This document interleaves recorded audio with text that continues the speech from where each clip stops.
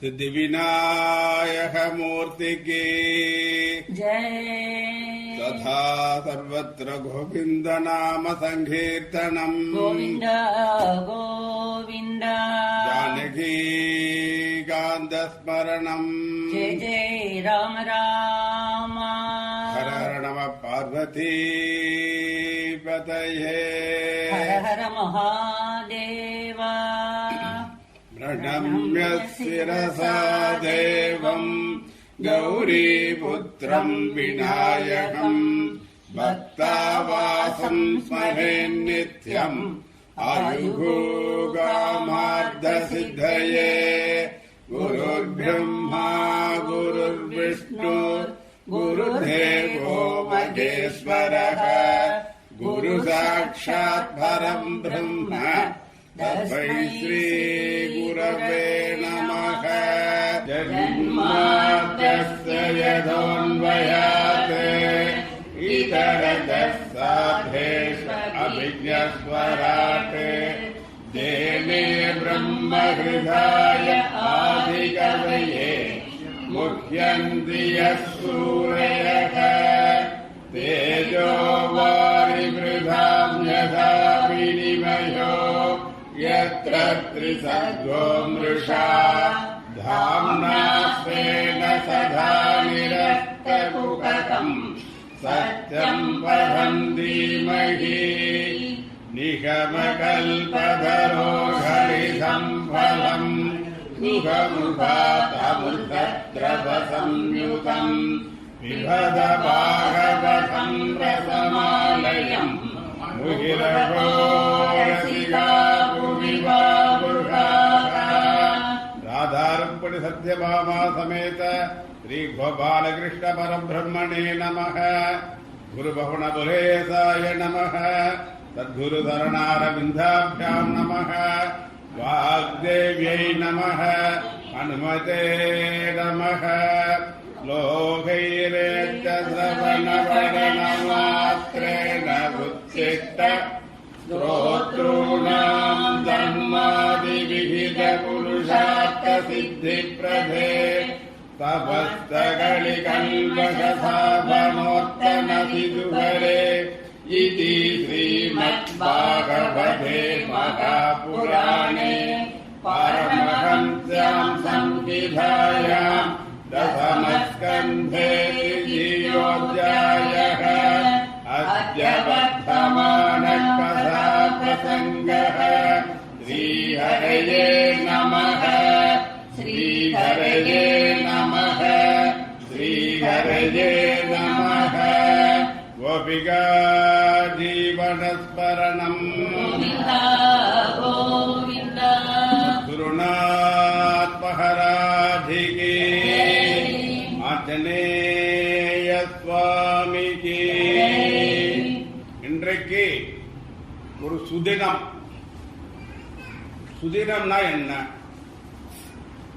இன்றைய தினத்தில்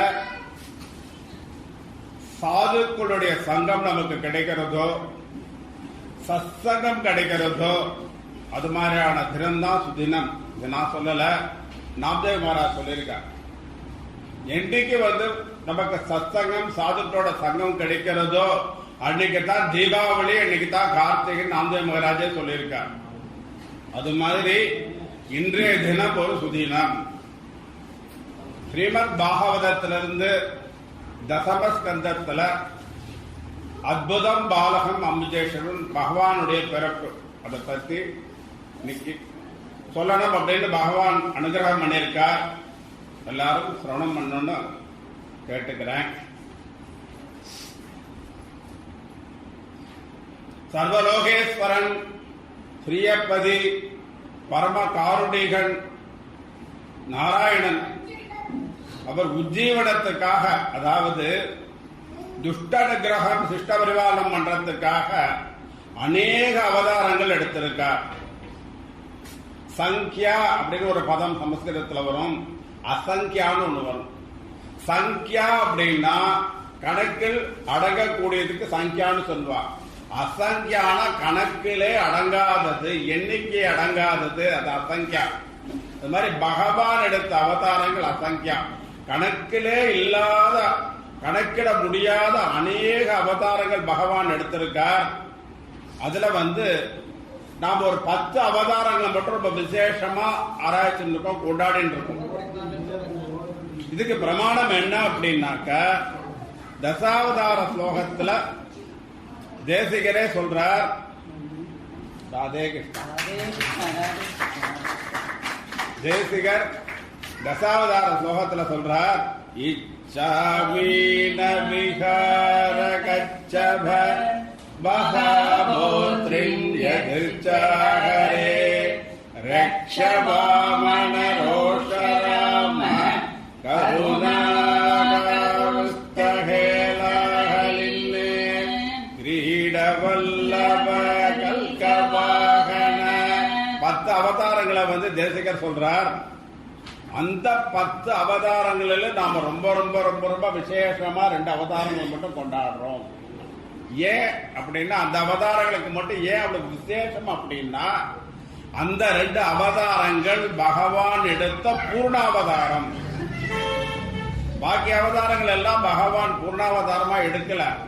அவதாரம் எந்த காரியம் அவதார காரிய சமயத்துல பகவான் வருவார், அவதார காரியத்தை முடிப்பார், அடுத்த வைகுண்டத்துக்கு புரட்டு போயிடுவார்.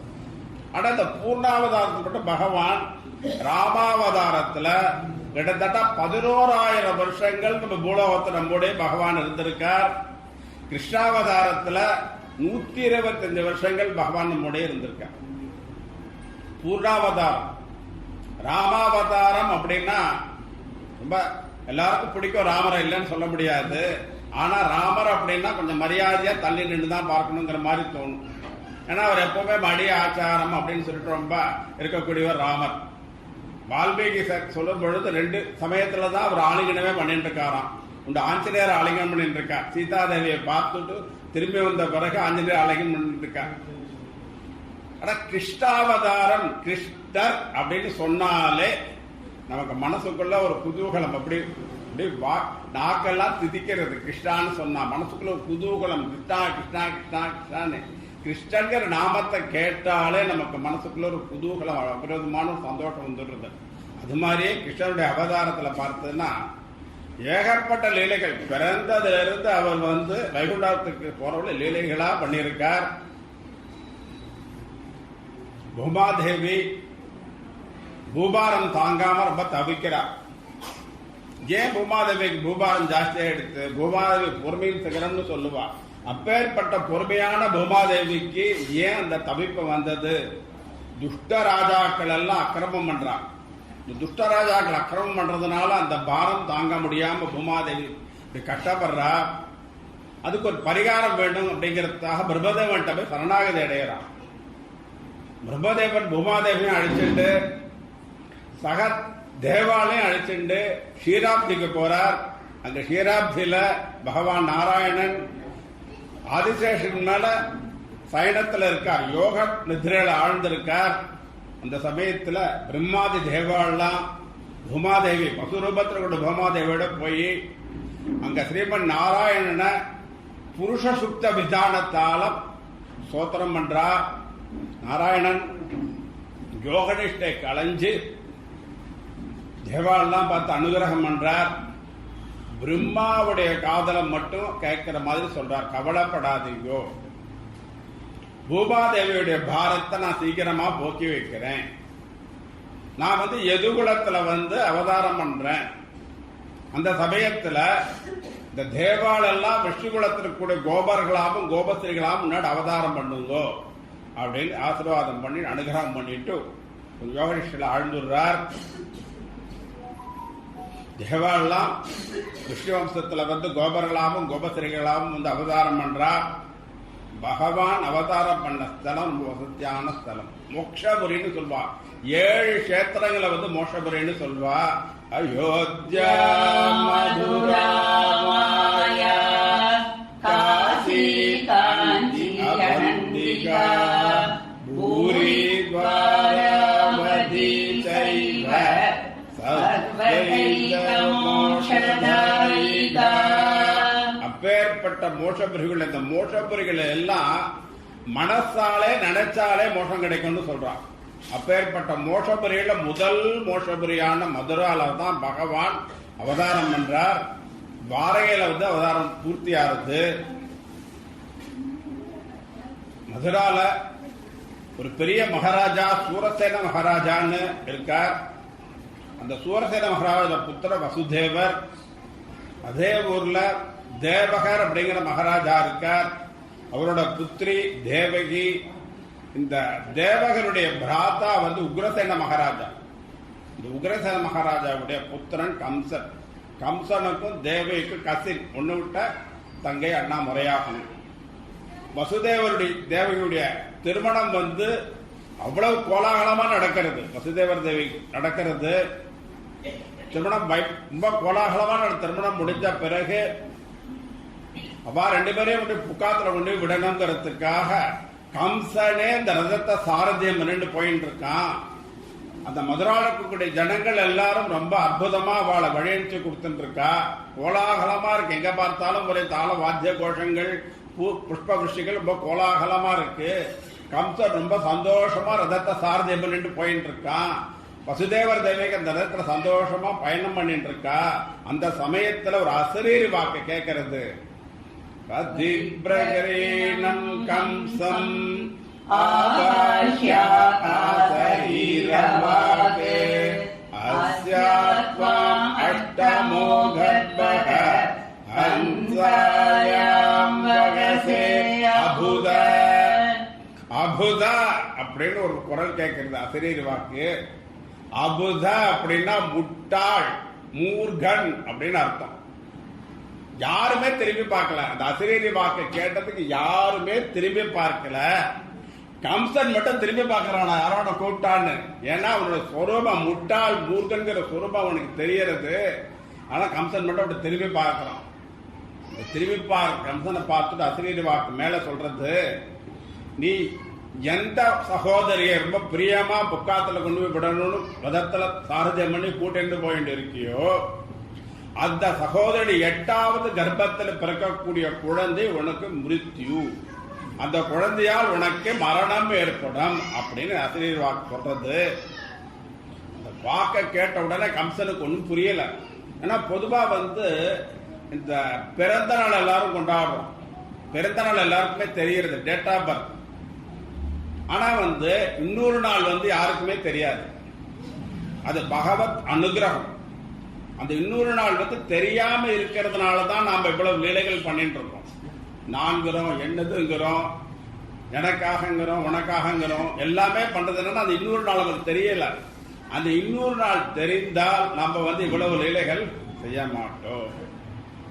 ஆனா அவனுக்கு தெரிஞ்சு விடுறது, கம்சனுக்கு வந்து தேவகியுடைய 8வது கர்ப்பத்தில் பிறக்கக்கூடிய குழந்தை தான் மிருத்யு, அதான் மரணகாரன்னு தெரிஞ்சு விடுறது. அதனால ஒன்னும் புரியல. இந்த குதிரை சேனத்தை குதிரை மேல வீசி போடுறான். ரதத்துல இருந்து கீழே குதிக்கிறான். உடைவாளோட உருவிக்கிறான். உருவிட்டு நேரம் தேவகி அருகில போய் தேவியோட கூந்தலை பிடிச்சு இப்படி வெட்டுறதுக்கு போறான். பதிவிரதாஸ்திகளுடைய கூந்தலை பிடிச்ச யாருமே உயிரோட இருந்ததில்லை அப்படின்னு சரித்திரம் சொல்றது. 4 பேர் இருக்கா. ஸ்ரீமத் ராமாயணத்துல பார்த்தா சீதாதேவியோட கூந்தலை பிடிச்சு ராவணன் தூக்கிட்டு போறான். அடுத்தாப்புல பாகவத்துல பார்த்தா தேவகியோட கூந்தலை கம்சன் பிடிக்கிறான். மகாபாரத சபாதர்வால பார்த்தா துஷாசனன் வந்து திரவியோட கூந்தலை பிடிக்கிறான். அதே போல விராட பர்வால பார்த்தா கீசகன் வந்து சைலந்திரியா இருக்கக்கூடிய திரவியோட கூந்தலை பிடிக்கிறான். இப்படி பதிவிரதாசியோட கூந்தலை பிடிச்ச யாருமே உயிரோட இருந்ததில்ல. ராவணன், கம்சன், துஷாசனன், கீசகன் யாருமே உயிரோட இருந்ததில்லை. ஏன் அப்படின்னா பதிவிரதாவுடைய கேசம் மிருத்யு வாசம் பண்ணக்கூடிய ஸ்தலம். விளையாட்டா கூடவே பதிவிரதாவுடைய கேசத்தை தொடக்கூடாது. கேசத்தை பிடிச்சுக்கிறான், வாளால வெட்டணத்துக்கு போறான். வசுதேவருக்கு ஒண்ணுமே புரியல. விவாகமாயி கொஞ்ச நாள் தான் இருக்கு. விவாகம் கிரகத்துக்கு கூட போகல, வாழ்க்கையே ஆரம்பிக்கல. இந்த மாதிரி ஒரு துக்கம் நமக்கு வந்து கொடுத்தே அப்படின்னு சொல்லிட்டு நினைச்சுக்கிறார். அதுக்கு என்ன பண்ணலாம்? பத்னியை ரட்சணை பண்ணி ஆகணும். கல்யாணம் பண்ணிட்டாச்சு, விவாகம் ஆயிடுத்து. விவாகம் ஆனதுனால பொதுவா ஒரு பெண்ணை ரட்சணை பண்ணி ஆகணும். இப்போ வந்து விவாகமாய் மனைவி பத்தினி தர்மபத்தினி ரட்சணை பண்ணி ஆகணுமே, என்ன பண்றதுன்னு தெரியல. கம்சன் மூர்கன் சொன்னதை கேட்க மாட்டான். கம்சன்ட்ட மெதுவா சொல்றார், கம்சா அசரீரி என்ன வாக்கு சொல்லிட்டு நன்னா கேட்டியா அப்படிங்கிறார். அப்படிங்கிறான். தேவகியோட 8வது கர்ப்பத்தில் பிறக்கக்கூடிய குழந்தை தான் உனக்கு மிருத்யுன்னு சொல்லித்து, தேவகி உனக்கு மிருத்யுன்னு சொல்லலையே அப்படிங்கிறார். கொஞ்சம் ஒரு படி இறங்குறது அவனுக்கு. அடுத்தாப்புல சொல்றார், அடுத்த வார்த்தை சொல்றார், 8வது குழந்தை மிருத்யுன்னு சொல்லியிருக்கு, நாங்க இன்னும் மன வாழ்க்கையை ஆரம்பிக்கல. அப்படி நாங்க மன வாழ்க்கையை ஆரம்பிச்சு எங்களுக்கு குழந்தைகள் பிறக்குமான்னு தெரியாது. அப்படி குழந்தைகள் பிறந்தாலும் எங்களுக்கு 8 குழந்தைகள் பிறக்கணுமான்னு தெரியாது. 8வது குழந்தையோட மிருத்யுன்னு அசரீரி சொல்லியிருக்கு. அதனால எங்களுக்கு பிறக்கக்கூடிய அத்தனை குழந்தைகளையும் உங்ககிட்ட கொண்டு கொடுத்துடுறேன், தேவகியை விட்டு நமஸ்காரம் பண்ணி கேட்டுக்கிறார். கம்சனுக்கு வந்து அது ஓரளவுக்கு சமாதானமா தோன்றது. பரவாயில்ல, இப்ப விட்டுடுவோம், குழந்தை வரும்போது பார்த்துக்கலாம்னு சொல்லிட்டு கோபமா தன்னுடைய கிரகத்துக்கு புறட்டு போயிடுறான். வசுதேவரும் தேவகியும் அவளுடைய கிரகத்துக்கு வரா, சந்தோஷமா வாழ்க்கையை ஆரம்பிக்கிறா, ஒரு குடும்பம் நடத்திட்டு இருக்கா.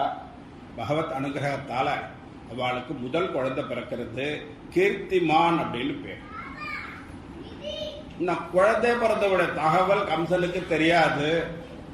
இருந்தாலும் வசுதேவர் சத்திய சந்தன், தான் கொடுத்த வாக்க காப்பாற்றணும் அப்படிங்கிறதுக்காக பிறந்த குழந்தையை அப்படியே எடுத்துட்டு கம்சனோட மாளிகைக்கு போறார். மாளிகையில் இருந்து கம்சன் கொடுக்கிறார். என்ன அப்படிங்கிறான்,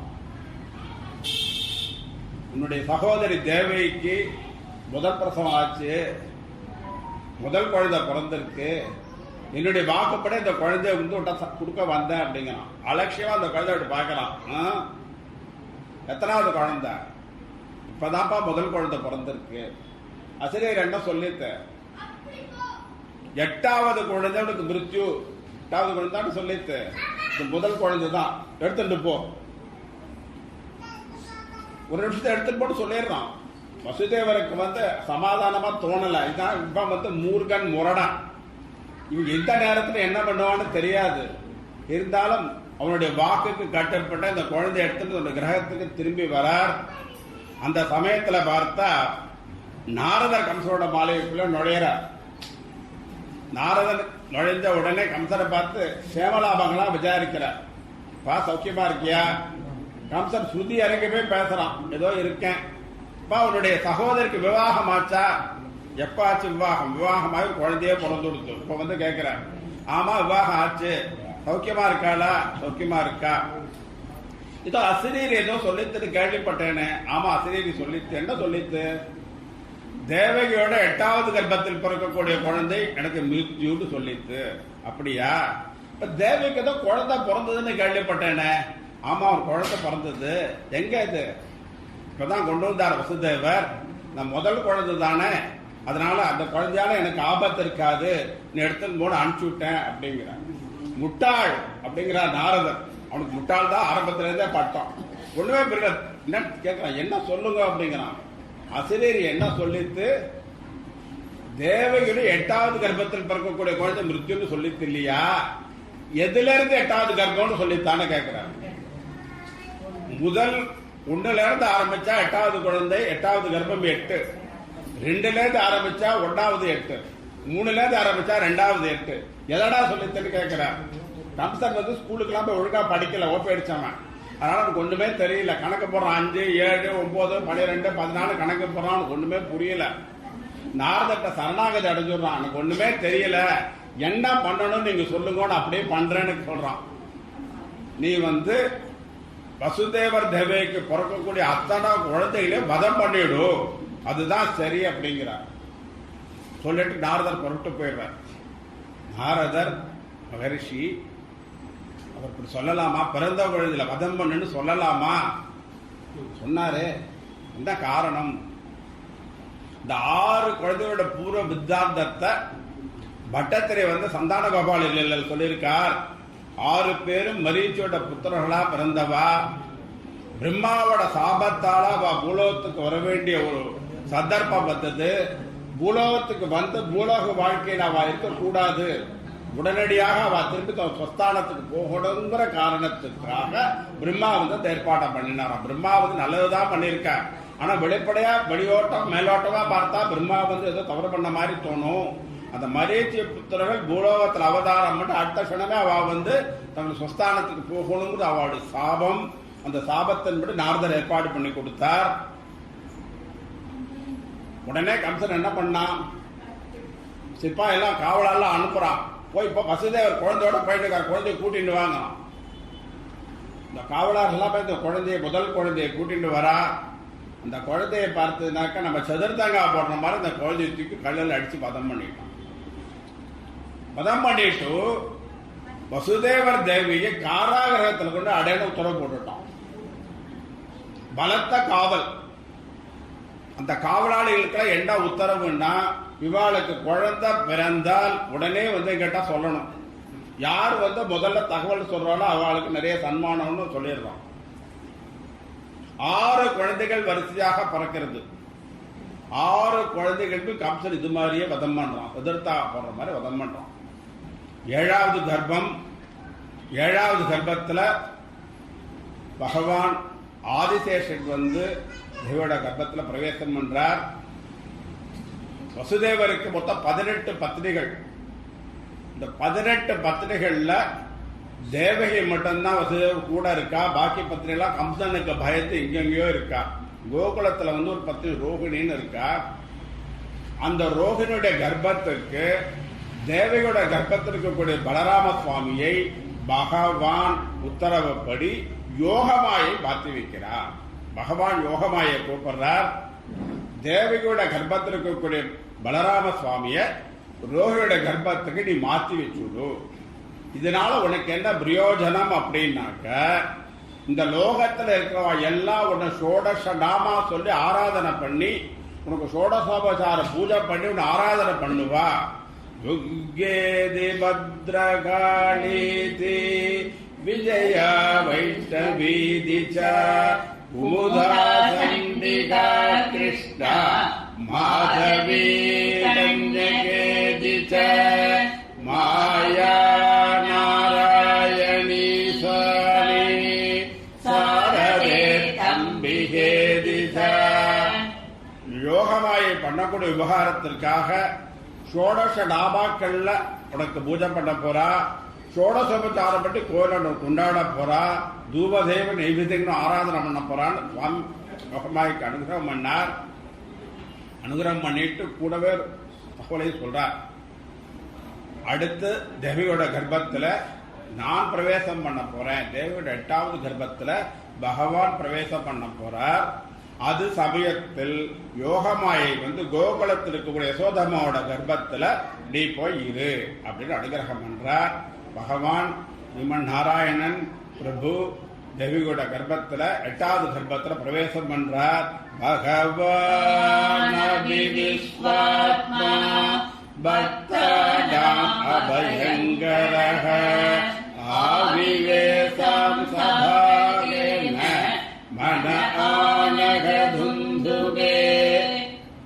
தேவியோட சரீரத்தை பார்த்தா அப்படி அற்புதமான காந்தி ஒளி வீசருவான். இதற்கு முன்னாடி இருக்கக்கூடிய 7 கர்ப்பத்திலே அந்த காந்தி தெரியல. ஏன்? பகவான் சாட்சாத் நாராயணன் இந்த 14 லோகங்களையும் தன்னோட குச்சிக்குள்ள வச்சுட்டு இருக்கக்கூடிய நாராயணன் தேவியோட கர்ப்பத்துல வந்து பிரவேசம் பண்ணினால தேவிக்கு ஒரு ஒளி காந்தி ஏற்படுறதாம்.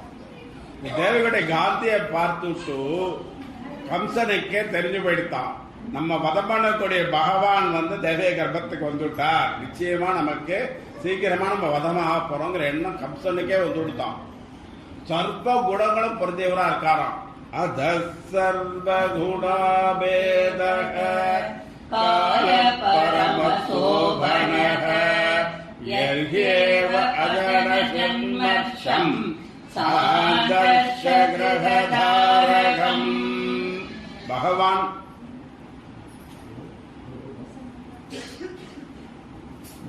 உதார காலத்துல சர்வ குணங்களும் பொருந்தியிருக்கான்.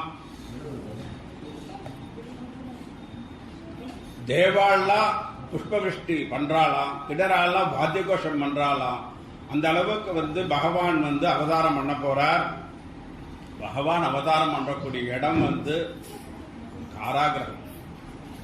காராகிரகத்துல ராத்திரி நேரத்தில் நள்ளிரவு நேரத்தில் அவதாரம் பண்ண போறார். பகவான் அவதாரம் பண்ண நட்சத்திரத்தை யாரும் நேரடியா சொல்லல. ஆனா நட்சத்திரத்தை ஜென்ம நட்சத்திரத்தை யாரு கேட்டாலும் சொல்லக்கூடாது.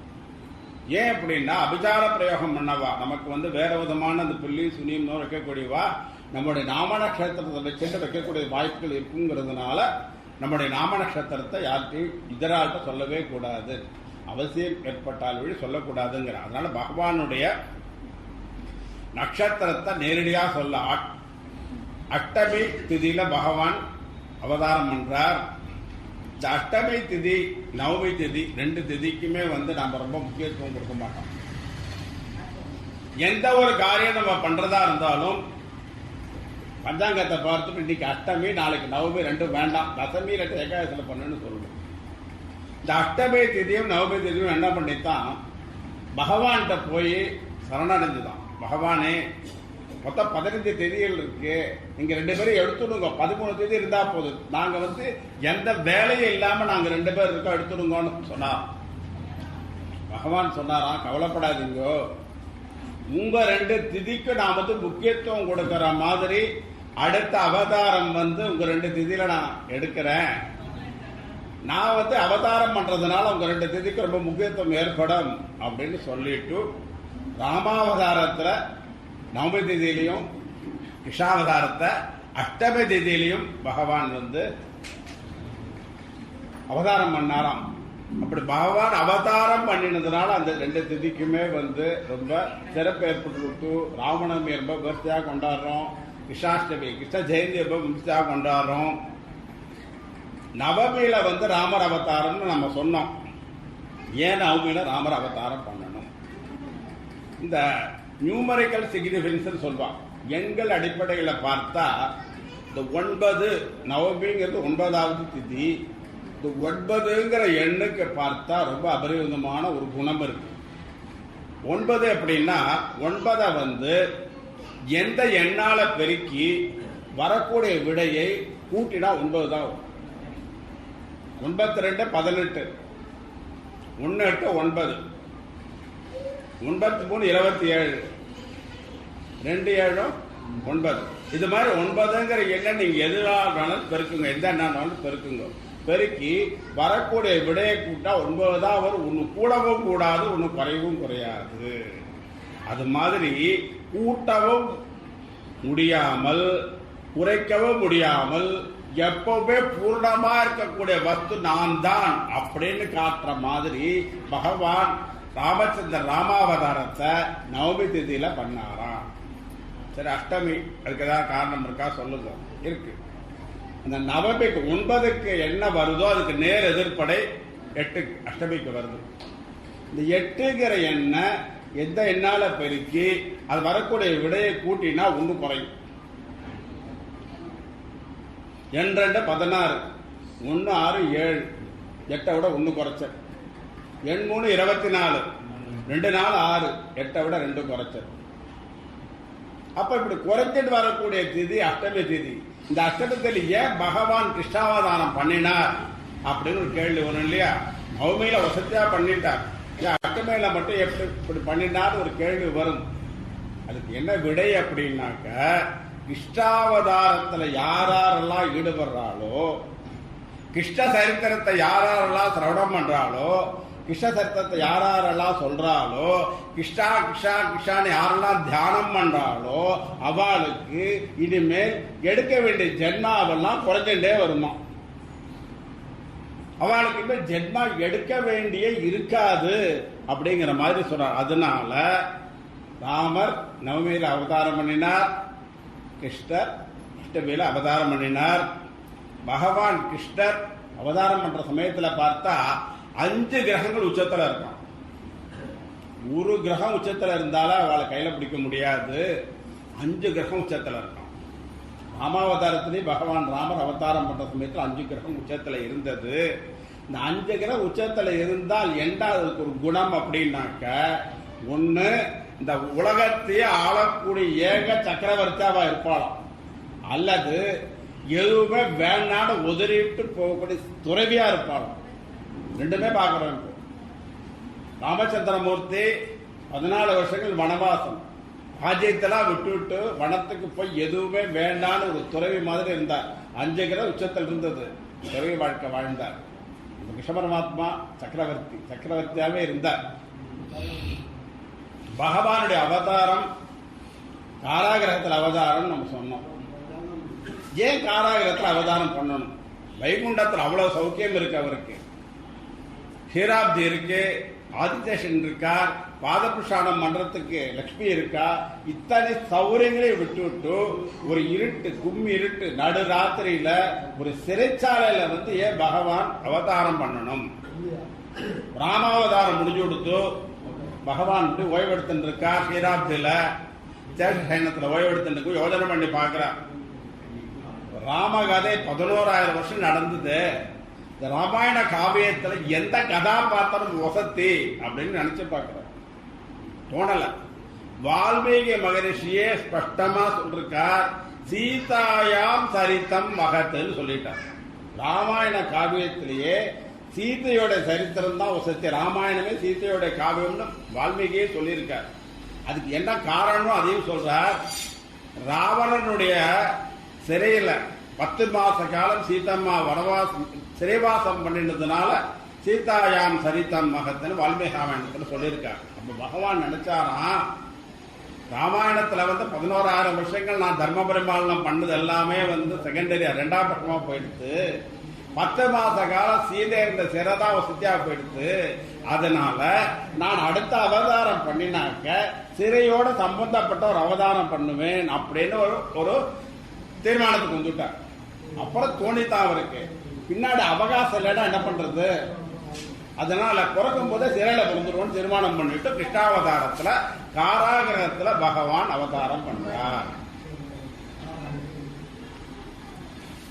அஷ்டமி திதி, ரோஹிணி நட்சத்திரம், காராகிரகம், பாதிராத்திரி, மழையா கொட்டின்னு இருக்கு. அப்பேற்பட்ட தருணத்துல பகவான் கிருஷ்ணர் வசுதேவர் தேவிக்கு அவதாரம் பண்றார்.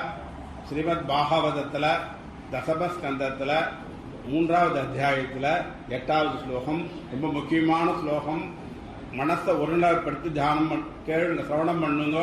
இந்த ஸ்லோகத்தை சிரவணம் பண்றதுனாலேயே உங்களுடைய சர்வாபிஷ்டங்களும் பூர்த்தி ஆகும். பகவான் கோலாகலமா பிறக்கக்கூடிய ஸ்லோகம். மனசை ஒருமுகப்படுத்தி தியானம் பண்ணுங்க.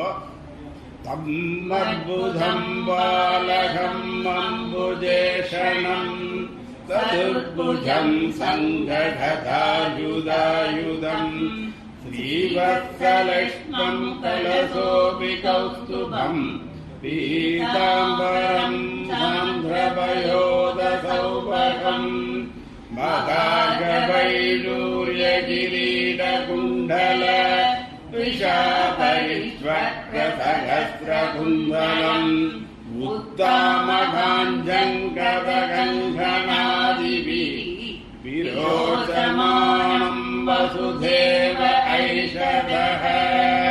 பகவான் அவதாரம் பண்றார். வசுதேவர் தேவிக்கு வைகுண்ட கோலத்துல தரிசனம் கொடுக்கிறார். சங்கு, சக்கரம், கதை, பத்மத்தோடு 4 கைகளோடு அவர் அப்படி தரிசனம் கொடுக்கிறார். இதுக்கு ஒரு சுவாரஸ்யம் சொல்வார். பகவான் அவதாரம் பண்ணும்போது ஏன் 4 கையோட பிறக்கணும்? கையிலேயே ஆயுதத்தெல்லாம் எடுத்துட்டு வரணும்னு சொல்வார். அதுக்கு ஒரு சுவாரஸ்யம் நேற்றுக்கு தான் காதில் விழுந்தது. பகவான் நினைச்சாராம், நம்ம அவதாரம் பண்ணக்கூடிய இடம் காராகிரகம். அம்மா அப்பா தேவிக்கு வசுதேவர் அங்க இருக்கா. அவளால வெளியில போய் எதுவுமே நமக்கு வாங்கிட்டு வர முடியாது. நம்ம சின்ன குழந்தை போனா விளையாட்டு சாமான் தான் வேணும்.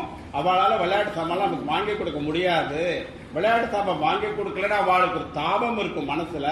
அதனால நம்ம அவதாரம் பண்ற சமயத்துல விளையாட்டு சாமான் எடுத்துட்டு போயிடுவோன்னு சங்கம், சக்கரம், கதை, பத்மத்தோட போய் அவதாரம் பண்ணாராம். மகாகவைடூர்ய கிரீட குண்டல விஷாபரிஷ்வக்ரசகஸ்ரகுந்தலம் உத்தாமகாஞ்சங்கதகங்கணாதிபிः விரோச்சமானம் வசுதேவ ஐஷதः. பகவான் அவதாரம் ஆயிட்டார். காராகிரகத்துல ஒரே இருட்டு. அந்த இருட்டுல பகவான் எப்படி தெரிகிறார்னா, பகவான் தன்னுடைய சுய வெளிச்சத்தினால, அவருடைய தேஜோமயமான சரீரத்தால பகவானுக்கு தெரிகிறார். கிருஷ்ணாவதாரத்துடைய சாரம் என்ன அப்படின்னா, எல்லாமே அற்புதம். கிருஷ்ணாவதாரத்துல வந்து எல்லாமே அற்புதம் அற்புதம் அற்புதம். அந்த அற்புதங்களை இப்ப தொடர்ச்சா நம்ம பார்க்க போறோம். பகவான் கிருஷ்ணர் அவதாரம் பண்ற காலத்துல அவருடைய பெற்றோர்களுக்கு வைகுண்ட கோலத்துல தங்க சக்கரம் கதாபாத்திரத்தோட சதுர்புஜத்தோட தரிசனம் கொடுத்தாரு. அந்த அற்புதத்தை சொல்றதா, தம் அற்புதம் பாலகம். தாயார் தகப்பனாருக்கு அவளுடைய பூர்வ பிருத்தாந்தத்தை சொல்லி, இதுதான் உங்களுக்கு கடைசி ஜென்மா அப்படின்னு பகவான் திருவாய் மலர்ந்து அருளினாரே, அந்த அற்புதத்தை சொல்றதா, தம் அற்புதம் பாலகம்.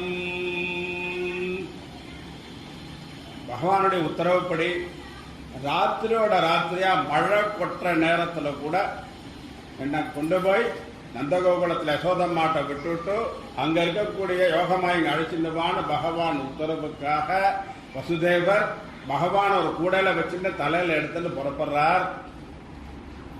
அவர் கை காலில் மாட்டிக்கிற விலங்குகள்லாம் தானா விடுபடுறது. காராகிரகத்தில் இருக்கக்கூடிய காவலாளிகள்லாம் பார்த்தா தூங்குற மாதிரி அப்படியே நிற்கிறார். இந்த சிறை கதவுகள் எல்லாம் தானா அப்படி திறந்துகிறது. மழை குட்டுட்டு கொட்டுறது. மழைன்னா உங்க மழை எங்க மழை. இப்ப நவம்பர்ல சென்னையில கொஞ்சம் மழை மாதிரி மழை பெஞ்சிட்டே இருக்கு. பகவான் மேல ஒரு சொட்டு ஜலம் விழாம இருக்கிறதுக்காக ஆதிசேஷன் கொடை பிடிச்சிட்டு போறான். பார்த்தா குறுக்க யமுனா நதி. யமுனா வந்து பிரவாகமா ஓடுறது. அக்கறை தெரியல அக்கறை தெரியல ஒரு கரையும் தெரியல. அப்படி பிரவாகமா ஓடக்கூடிய யமுனையை தாண்டி தான் கோகுலத்துக்கு போயாகணும். பகவான் வரதை பார்த்துட்டு யமுனா நதி தேவி என்ன பண்ணாலாம், ரெண்டு பக்கம் நகர்ந்து வழி விட்டு இடம் கொடுத்தாலாம். வசுதேவர் பகவானோட எடுத்துட்டு போய் நந்தகோகுலத்துக்கு போய் யசோதம்மா பக்கத்துல இந்த குழந்தைய விட்டு அங்க யசோதம்மாக்கு பிறந்தவருடைய பெண் குழந்தையை எடுத்துட்டு திரும்பி வர யமுனா மீண்டும் வழி விடுறா. திரும்பி காராகிரகத்துக்கு வர, காராகிரகத்துடைய கதவுகள்லாம் தானா பூட்டிக்கிறது. உள்ள வர, உள்ள வந்த பிறகு அந்த இவருடைய கைகால் உள்ளங்கள் தானா பூட்டிக்கிறது. காவலாளிகள் எல்லாம் இப்படி முடிச்சுக்கிறார். இதுக்கு ஒரு சுவாரஸ்யம் சொல்வான். பகவான் சிரஸ்ல எடுத்துட்டு வசுதேவர் வெளியில புறப்பட்ட உடனே என்ன இருக்கு, பகவானுடைய சரணத்தை நீ கெட்டியா பிடிச்சிருந்தா உன்னுடைய பந்தங்கள் எல்லாம் நீங்கி போயிடும். எது மாதிரி வசுதேவருடைய கையில பூட்டப்பட்ட இந்த விலங்குகள் தானா விடுதலையாச்சு. அந்த காராகத்தை கதவுகள் தானா திறந்துன்றது. யமுனா தேவி தானா வழிபட்ட மாதிரி பகவானுடைய சரணத்தை நீ கெட்டியா பிடிச்சிருந்தா உனக்கு பந்தங்கள் எல்லாம் விலகி போயிடும். அதே சமயத்துல யோகமாய எடுத்துன்னு உள்ள வர மாயையை நீ பிடிச்சிட்டா அந்த பந்தங்கள் எல்லாம் உன்னை வந்து பிடிச்சிடும். மாயை எடுத்துன்னு உள்ள வர சமயத்துல என்ன ஆறுது, யமுனா வழிபடுறா. காராகிரக கதவெல்லாம் தானா சாத்திக்கிறது. கவலை எல்லாம் முழிச்சுக்கிறா. இவர் கைகால் விலங்கு வந்து படி போட்டப்படுறது. அப்போ பகவான் சரணம் நமக்கு கிடைச்சா நமக்கு பந்தங்கள் போயிடும். மீண்டும் இந்த யோக மாயில மாட்டிண்டா அத்தனை பந்தங்களும் நமக்கு திரும்பி வந்துடும். அடுத்தது பகவான் 6 நாள் குழந்தை, சின்ன குழந்தை கோகுலத்துக்கு போயாச்சு. ரொம்ப விமர்சையா பகவானுடைய பிறப்பை வந்து கொண்டாடுறான். அதை பற்றிலாம் நம்ம சொன்னோம்னா அடுத்தாப்புல இன்னொரு சமயத்தில் நம்ம பேசுவோம். கொஞ்சம் சரித்திரத்துக்கு போகலாம். 6 நாள் குழந்தை பூதனைக்கு மோஷம் கொடுக்கிறார். பூதனா யாரு? வசுதேவர் பகவான நந்தகோகுலத்தினுடைய விட்டு யோகமாய எடுத்து காராகிரகத்துக்கு வந்துட்டார். அந்த குழந்தைய வந்து தேவகி பக்கத்துல படுக்க வைக்கிறார். அந்த குழந்தை உடனே அழ ஆரம்பிக்கிறது. இந்த குழந்தையோட அழற சத்தத்தை கேட்டுட்டு காவலாளிகள்லாம் கம்சன்ட்ட போய் வேகமா சொல்றார். தேவகிக்கு குழந்தை பிறந்துடுத்தோன்னு கம்சன் அரை தூக்கத்தில் அவர் வேஷ்டி இறந்து போன கூட தெரியாம ஓடி வரோம். ஓடி வந்து பார்த்தா ஒரு பெண் குழந்தை இருக்குங்க. பார்த்த உடனே மனசுல ஒரு நிமிஷம் தோன்றது அவனுக்கு, இந்த பெண் குழந்தை வதம் பண்ண போறது அப்படின்னு. இருந்தாலும் 8வது குழந்தை இது. அப்படின்னு நினைச்சிட்டு அந்த குழந்தையோட காலை பிடிச்சு ஒரு சுத்தி அப்படி சதுர்க்கா அடிக்கிறமா அடிக்க போறான். அந்த குழந்தை அவன் கையில இருந்து விடுபட்டு ஆகாசத்துல போய் அஷ்டபுஜேஸ்வரியா தரிசனம் கொடுக்கிறான். அஷ்டபுஜேஸ்வர தரிசனம் கொடுத்து சொல்றா, கம்சா முட்டாள், உன்னை வதம் பண்ணக்கூடிய குழந்தை வந்து வேற எங்கேயோ வளர்ந்துட்டு இருக்குடா. நீ அனாவசியமா இங்க இருக்கக்கூடிய நல்லவாள வசுதேவர் தேவிகை எல்லாம் நீ துன்புறுத்தாதே. இந்த க்ஷணத்திலேயே உன்னை நான் வதம் பண்ணிருப்பேன். ஏன் உன்னை வதம் பண்ணல அப்படின்னா 2 காரணம் இருக்கு. உன்னை வதம் பண்றதுக்காகவே அவதாரம் பண்ணணும், எங்கேயோ வளர்ந்துட்டு இருக்கான். 2வது, நீ தெரிஞ்சோ தெரியாமையோ உன்னோட காலை பிடிச்சு விட்ட, சரணாகதி பண்ணிட்ட எனக்கு. அப்படி சரணாகதி பண்ணினதுனால உன்னை ரட்சிக்கணுங்கிறதுக்கா உன்னை கொல்லாம விடுற ஜாகிரதன்னு சொல்லிட்டு யோகமாயை வந்து மறைஞ்சு போயிட்டா. கம்சனுக்கு ஒரு பக்கம் அவமானம், ஒரு பக்கம் பயம், துக்கம் எல்லாம் சேர்ந்து கொடுத்து என்ன பண்றது, மரண பயம் வந்து கொடுத்து. எப்படியும் நம்மள வதம் பண்ணக்கூடியவன் எங்கேயோ வளர்ந்துட்டு இருக்கான், எங்கன்னு தெரியலன்னு ஒரு மரண பயம். உடனே அவனுடைய சதச கூட்டுறான் துர்மந்திரிகள். அவனே அயோக்கியன், அவனுக்கு மந்திரிகள் அப்படி இருப்பா. துர்மந்திரிகள் எல்லாம் கூட்டி என்ன பண்ணலாம், இந்த குழந்தை எங்க வளர்றதுன்னு கண்டுபிடிக்கணுமே அப்படின்னு ஆலோசனை பண்றான். அந்த துர்மந்திரிகள் அவனுக்கு ஆலோசனை கொடுக்கறான். அவளையே பட வேண்டாம், 1 வயசுக்கு கீழே இருக்கிற குழந்தைகளாலே கொண்டு விடுவோம். சிம்பிளான ஐடியா சொல்லிட்டு 1 வயசுக்கு கீழே எங்க எந்த குழந்தை இருந்தாலும் கொண்டு விடலாங்கிறான். அதுல வந்து எக்ஸ்பர்ட் இருக்கா, 3-4 பேர். பூதனை 1, திருடாவர்தன் 1, சகடாசுரன், இவாளெல்லாம் வந்து குழந்தைகளை கூட்டுறதுல எக்ஸ்பர்ட். இந்த டாக்டர் எல்லாம் எக்ஸ்பர்ட் வர மாதிரி குழந்தைகளை இவாளெல்லாம் கூப்பிட்டு என்ன பண்றான், எல்லா ஊருக்கு நீங்க எல்லாம் போய் 1 வயசுக்கு கீழே இருக்கக்கூடிய குழந்தைகளை வந்து கொன்னோடு. பூதனை பார்த்தா ஜெய்சாண்டிக் பர்சனாலிட்டி வரா, நந்தகோகுலத்துக்குள்ள வரா. வரும்பொழுது அந்த ரூபத்தோட வந்ததுன்னா பகவான் பயந்து விடுவார்னு நினைச்சிட்டு அழகான ஒரு ஸ்ரீ ரூபத்தை எடுத்துட்டு வரா. ஸ்ரீ ரூபத்தை எடுத்துட்டு வந்த உடனே யசோதா அம்மா ஆத்துக்கு நந்தகோபா கிரகத்துக்கு வரா.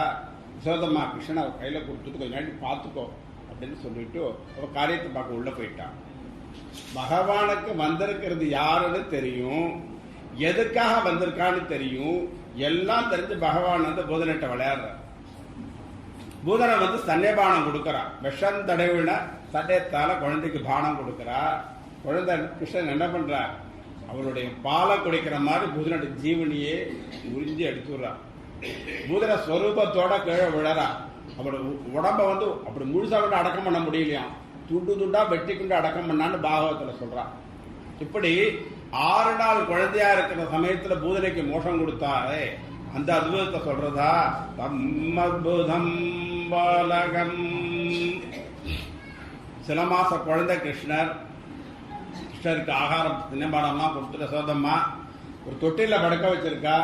தொட்டிலுக்கு மேல குழந்தை விளையாடுறதுக்கு ஒரு கிளிச்சாப்புறம் கட்டி தொங்க விடுற மாதிரி ஒரு சகடம், ஒரு சின்ன வண்டியை கட்டி தொங்க விட்டுருக்கா. பக்கத்துல பார்த்தா அந்த கோப சிறுவர்கள் எல்லாம் பக்கத்துல இருக்கா. எல்லாம் கிருஷ்ணனை பார்த்துட்டு இருக்கா. பகவான் வந்து எதேர்ச்சியா அந்த காலை தூக்குறார். இந்த கால் பட்டு அந்த சகடம் வந்து தூள் நொறுங்கி போயிருக்கு. அது கூட சகடாசுரன் விக்கிரகம் ஆயிடுறான். அந்த அத்புதத்தை சொல்றதா. தம்மத்புதம் பாலகம். அடுத்து புயல் காத்து ரூபத்தில் ஒரு அசுரம் இவெல்லாம் எக்ஸ்பர்ட், குழந்தை கொண்டு எக்ஸ்பர்ட் புத்தரா வரிசையா வரான். திருநாவர்தன்கிற அசுரம் வரான். பகவானை வந்து சுழல் காத்து மாதிரி இப்படி சுற்றி பகவானை தூக்கி போயிடுவான்.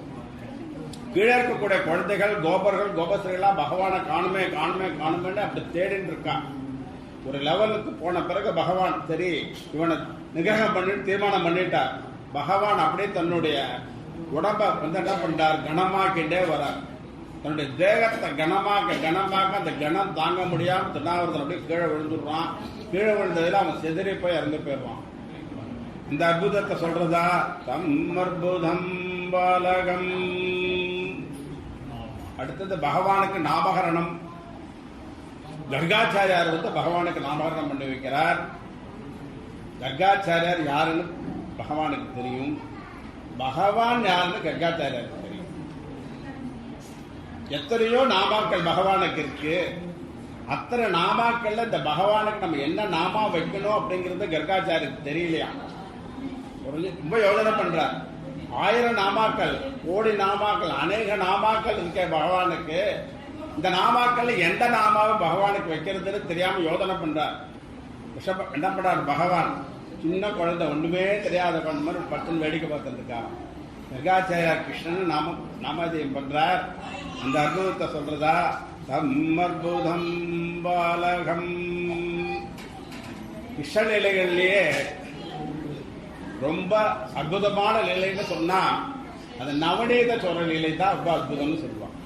கிருஷ்ணனால வெண்ணெய், வெண்ணெய்னா கிருஷ்ணன்.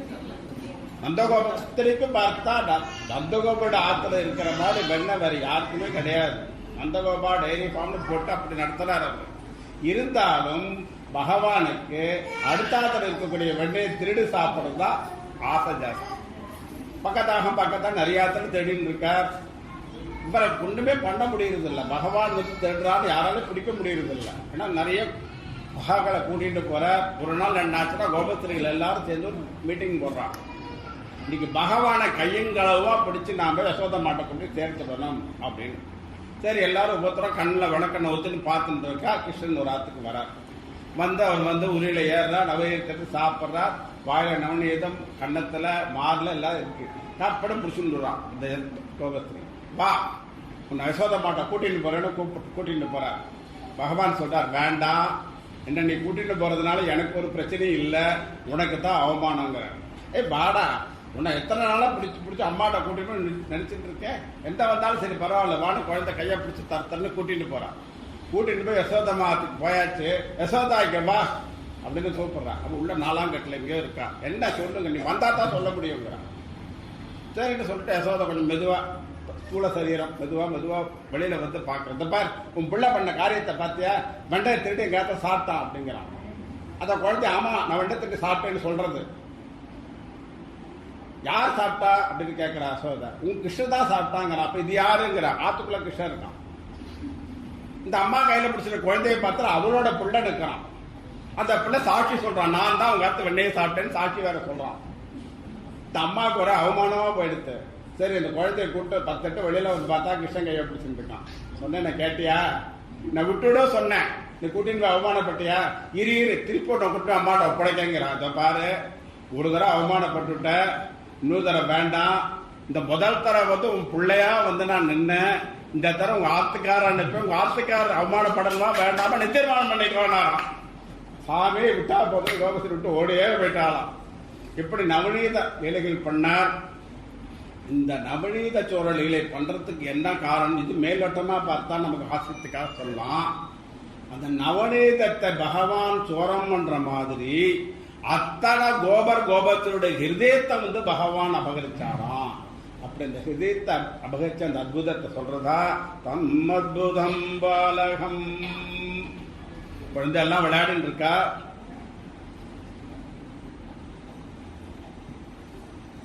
பலராம சுவாமி கூட இருக்கார். இந்த குழந்தை எல்லாம் பலராம சுவாமிகிட்ட கம்ப்ளைண்ட் பண்றது, கிருஷ்ணன் வந்து எங்களுக்கு எதுவுமே தரமாட்டேங்க, எப்ப பார்த்தாலும் அவனே திருடுனா, அவனே சாப்பிடுவான், எங்களுக்கு எதுவுமே தரமாட்டேங்க அப்படின்னு கம்ப்ளைண்ட் பண்றது. அப்படியா, நம்மளாம் இப்ப யசோத மாட்டை போய் சொல்லுவோம் அப்படின்னு சொல்லிட்டு அந்த குழந்தை எல்லாம் யசோத மாட்டை கூட்டிட்டு போறா. இந்த பாரு பலராமா, கிருஷ்ணன் மண்ணு சாப்பிடறான்னு நீ சொல்லி யசோதட்டேங்க.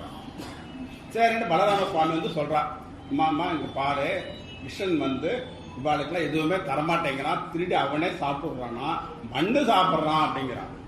இன்னும் யசோதைக்கு வந்து கிருஷ்ணன் மண்ணு சாப்பிட்றானா, தாய் உள்ளம், தாய் இல்லையா, மண்ணு கண்டு சாப்பிட்டு வயிற்றுல கட்டி வந்துட்டான். நம்ம சுரேஷ் டாக்டர் இங்க இருக்காரு, பரவாயில்ல காப்பாத்திடுவாரு. நந்தகோலத்தை எந்த சுரேஷ் டாக்டர் காப்பாத்துக்கிறேன்.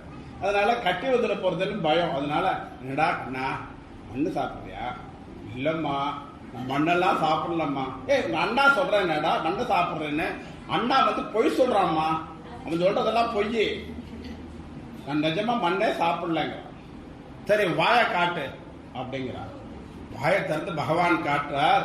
பகவானுடைய வாயுக்குள்ள பார்த்தா 7-14 லோகங்களும் தெரிகிறது. அந்த 7-14 லோகத்துல பூலோகம் தெரிகிறது. பூலோகத்துல வந்து கோகுலம் தெரிகிறது. கோகுலத்துல நந்தகோபுர கிரகம் தெரிகிறது. நந்தகோபுரத்துல யசோதம்மா தெரியுறா. யசோதம்மா பக்கத்துல பாலகிருஷ்ணன் வாயை திறந்துட்டு இருக்கார். அதுக்குள்ள 7-14 லோகம் தெரிகிறது. அதுக்குள்ள பூலோகம் தெரிகிறது. அதுக்குள்ள வந்து கோகுலம் தெரிகிறது. கோகுலத்துக்கு நந்தகோபுர கிரகம் தெரிகிறது. கிரகத்துக்குள்ள யசோதம்மா தெரியுறா. யசோதம்மா பக்கத்துல பாலகிருஷ்ணன் தெரியுறார். பாலகிருஷ்ணன் வாயுக்குள்ளார மீண்டும் 7-14 லோகமும் தெரிகிறது. இது அப்படி தெரிஞ்சுட்டே ஒரு இன்ஃபினிட்டி சொல்லிகிட்டே இருக்கலாம். பாக்கி திவ்யநாமம் ஆகணும், ராதா கல்யாணம் ஆகணும். அதனால இவ்வளவும் தெரியுது. பார்த்துட்டா யசோதம்மா, பார்த்த உடனே யசோதம்மாக்கு புரிஞ்சு போச்சு, இது சின்ன கண்ணன் குழந்தை இல்ல, அந்த பரமாத்மா பகவானே எனக்கு குழந்தையா பிறந்திருக்கா, நமஸ்காரம் பண்றதுக்காக எழுந்துக்கிறார்.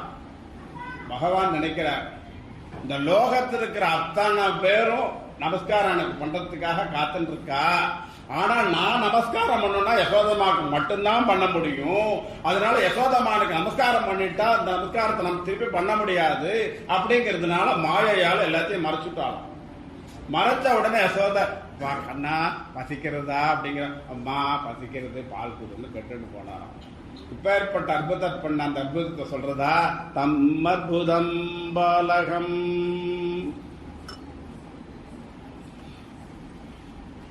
பகவான் நிறைய லீலைகள்லாம் பண்றார். கோபஸ்திரிகள் கோபர்கள்லாம் ரொம்ப யசோத மாட்டை நிறைய ரிப்போர்ட் பண்றார். கிருஷ்ணன் இதை பண்றான். கிருஷ்ணன் வெண்டாப்பால் தின்னா பரவாயில்ல, அந்த சட்டியெல்லாம் உடைச்சுட்டு வந்துடுறாங்கிறான். அந்த வெண்டாப்பால சுத்த சட்டியெல்லாம் உடைச்சுட்டு வர வந்துடுறாங்கிறான். சில பாத்துல பார்த்தேன்னாக்க கிருஷ்ணங்கைக்கு எட்ட வேண்டான்னு அப்படி உச்சியில கட்டி வச்சிருக்காளாம். அந்தாத்து குழந்தைய கூப்பிட்டு அவன் முதல்ல ஏறி அதெல்லாம் எடுத்துக்கிறாரு. சட்டி மாதிரி நிறைய பகவான் நிலம் பண்றார். அவர் எங்களால ஒண்ணுமே பண்ண முடியல யசோதம்மான்னு ரிப்போர்ட் பண்றார். யசோதம்மாக்கு என்ன இருந்தாலும் தான் குழந்தைய ஏதாவது சொல்லலாம். ஊரா சொன்னதுன்னா கோபம் வரும் இல்லையா, வா அப்படின்னு கிருஷ்ணனை கூட்டிட்டு வர, நீ ரொம்ப குறுப்பு பண்றியா, நான் கட்டி போட்டுடுறேன் வாங்கிற. கிருஷ்ணனை ரொம்ப உண்மையே தெரியாதவள இருக்கிறான். யசோதம்மா ஒரு கயிறு எடுத்துன்னு வரா. இந்த கயிறு அர்த்த பழசு. முதல்ல மாடுகள்லாம் கட்டி அது இத்து போய், கண்ணுக்குட்டியை கட்டி அது இத்து போய், தைரியத்துக்கு வச்சுட்டு அது இத்து போன ஒரு பழந்தாம். அந்த பழங்கயிற்று எடுத்து பகவானோட இடுப்புல சுத்துறா. 2 குறையும். சரி 2 குறையிறது. இன்னொரு கை தட்டு முடிச்சு போட்டு ஒரு சுத்துறா. 2 குறையும். என்னடா அது 2 குறையுது? இன்னொரு கை தட்டு சுத்து போடுறா. 2 குறையும். அந்த 2 என்ன அப்படின்னு வியாக்தாத்தா சொல்றார். அகங்காரம் மமகாரம். இந்த அகங்காரம் மமகாரம் 2 இருக்கிற வரையிலும் பகவானை உன்னால் கட்டுப்படுத்த முடியாது. பகவானே பார்த்து கட்டுப்படணும்னு நினைச்சு வந்தால்தான் கட்டுப்படுத்த முடியுமே தவிர அகங்காரத்தாலோ மமகாரத்தாலோ பகவானை கட்டுப்படுத்த முடியாது. யசோத களைச்சு போயிட்டா. எத்தனை 2 போடுறது? பகவான் பார்த்தார், அம்மா பாவம் இப்படி கட்டி போடு, அடுத்த லீலைக்கு நாடி ஆயிடுத்து. அதனால சீக்கிரமா அந்த லீலையை முடிச்சுடணும்னு நினைச்சு என்ன பண்ணான்னா கட்டுப்பட்டுட்டான். கட்டினோன்னா ஜாகிரதை அப்படின்னு அம்மா ஒரு மரத்தை மாட்டிட்டு உள்ள போயிட்டான். பகவான் இப்படி பார்க்கிறார். கொல்ல பக்கத்துல பார்த்தா ரொம்ப பழமையான 2 மருத மரங்கள் இருக்கு. ரொம்ப அதில் ஜீரணமாயி பல வருஷங்கள் ஆயிடுச்சு. ஏதோ பேருக்கு நின்று அந்த மருத மரங்கள் இந்த உரலோட சேர்த்து இப்படி மெதுவா இழுத்துன்னு இப்படி போறார்.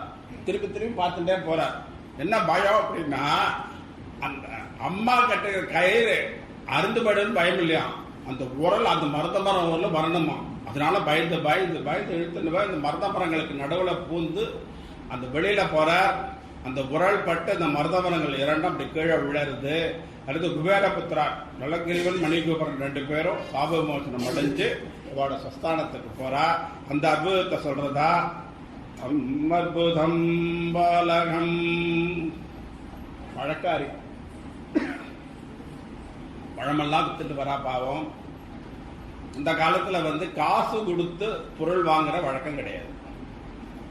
எனக்கு தெரிஞ்சு கூட எங்க கிராமத்துல காசு கொடுத்து சாமான் வாங்குவா. கத்திரிக்காய், வெண்டைக்காய், வாழைக்காய் எல்லாம் கொண்டு வருவா. நுங்கு கொண்டு வருவா, நவாப்பழம் கொண்டு வருவா. எல்லாருக்கும் நெல் கொடுப்போம், தானியங்கள் கொடுத்து தான், சோளம் அந்த மாதிரி ஆத்திரப்பட்டு தானியத்தை கொடுத்தா அந்த பொருளை வாங்குவோம். கோகுலத்துல இந்த காசு பணமே கொடுத்து வாங்குற பழக்கம் கிடையாது, தானியத்தை கொடுத்து வாங்குற பழக்கம். இந்த கூடையில வர பழங்கள் அப்படி வாசனையா இருக்கு. பகவானுக்கு அந்த பழத்தை வாங்கி சாப்பிடணும்னு ஆசையா இருக்கு. உள்ள போறார். உள்ள போய் குஞ்சு கையில அப்படி ஒரு நெல் அப்படி அள்ளிக்கிறார். அப்படி எடுத்து மெதுவா ததக்கா நடந்துட்டு வாசல் பல்லு வர.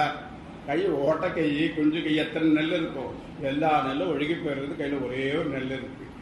இந்த பாட்டி வாசத்திட்ட கூட இறக்கி வச்சிருக்கா.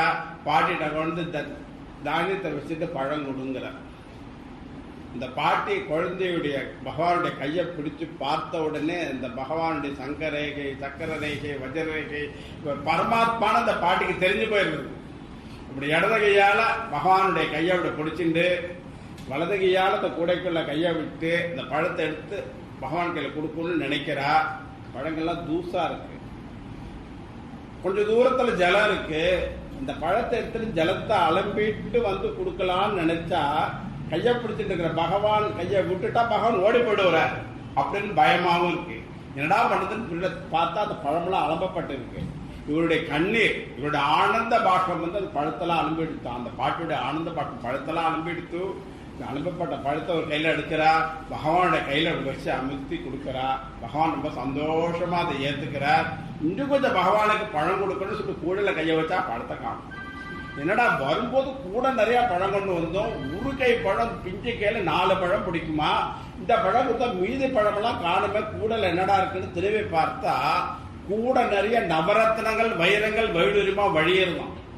இந்த 4 பழத்தை வந்து பக்தியோட கொடுத்த அந்த பழக்காரிக்கு கூட நிறைய வைரத்தை வைடூரியத்தை நவரத்னங்களை கொடுத்த அந்த அற்புதத்தை சொல்றதா. அம்மற்புதம் பாலகம். நந்தகோகுலத்துல பகவான் பிறந்ததுல இருந்து பார்த்தா ஆபத்து ஆபத்து ஆபத்து ஆபத்து.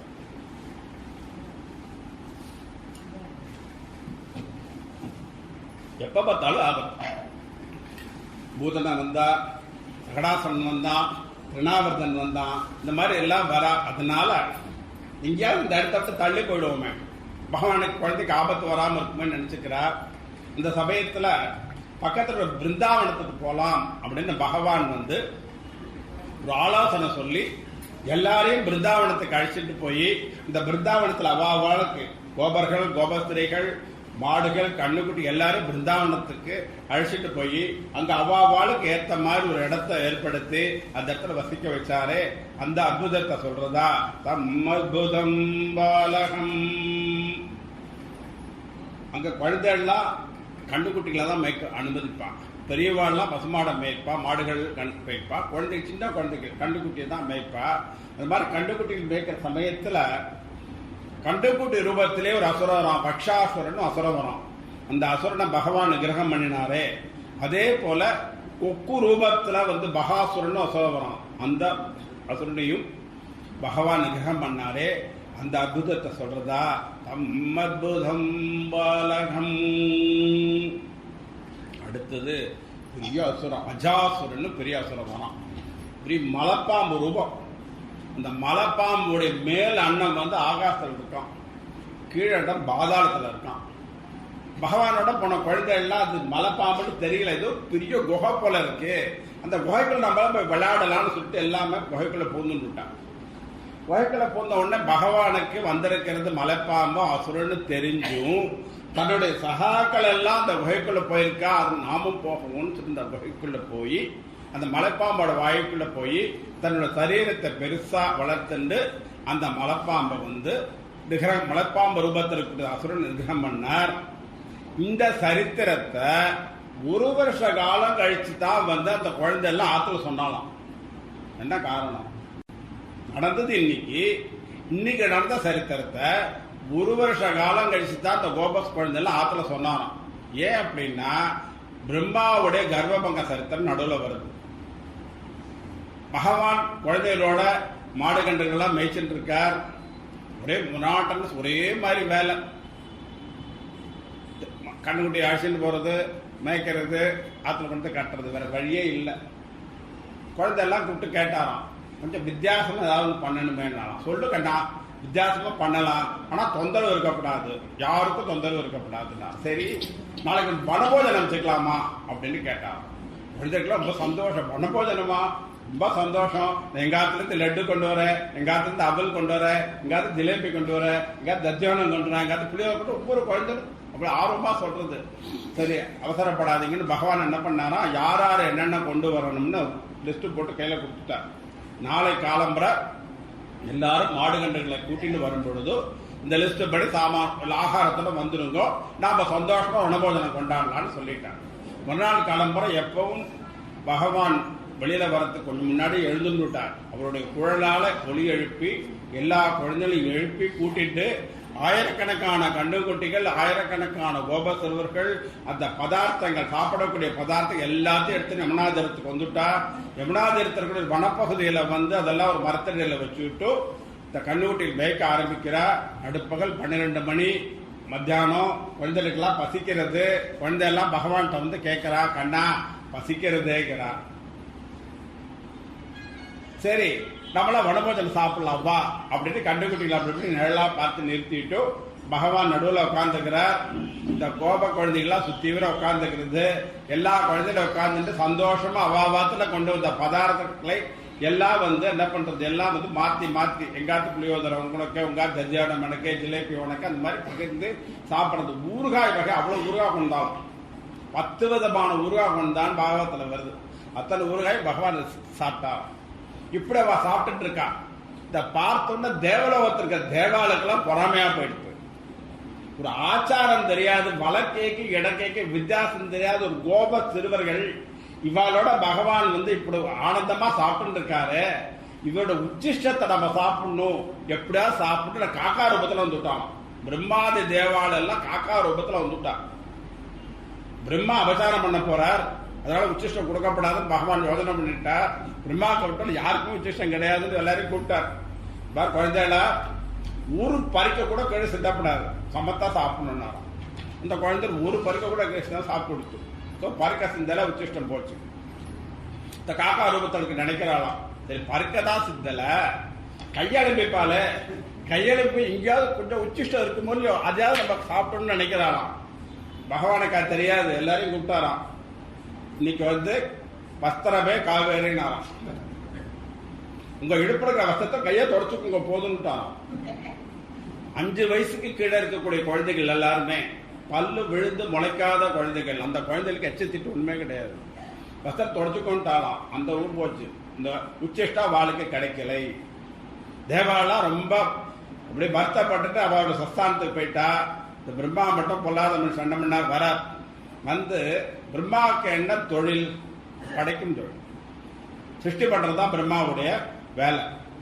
பகவான் எல்லாம் வேலையெல்லாம் பண்றாரு, இந்த பகவானுக்கு சிருஷ்டி பண்ண முடியுமான்னு சோதனை பண்ணுவோம் அப்படின்னு நினைச்சுட்டு அந்த பகவான் வச்சிருக்க கண்டுகுட்டி எல்லாம் கூட்டிட்டு போயிட்டா சத்தியலோகத்துக்கு.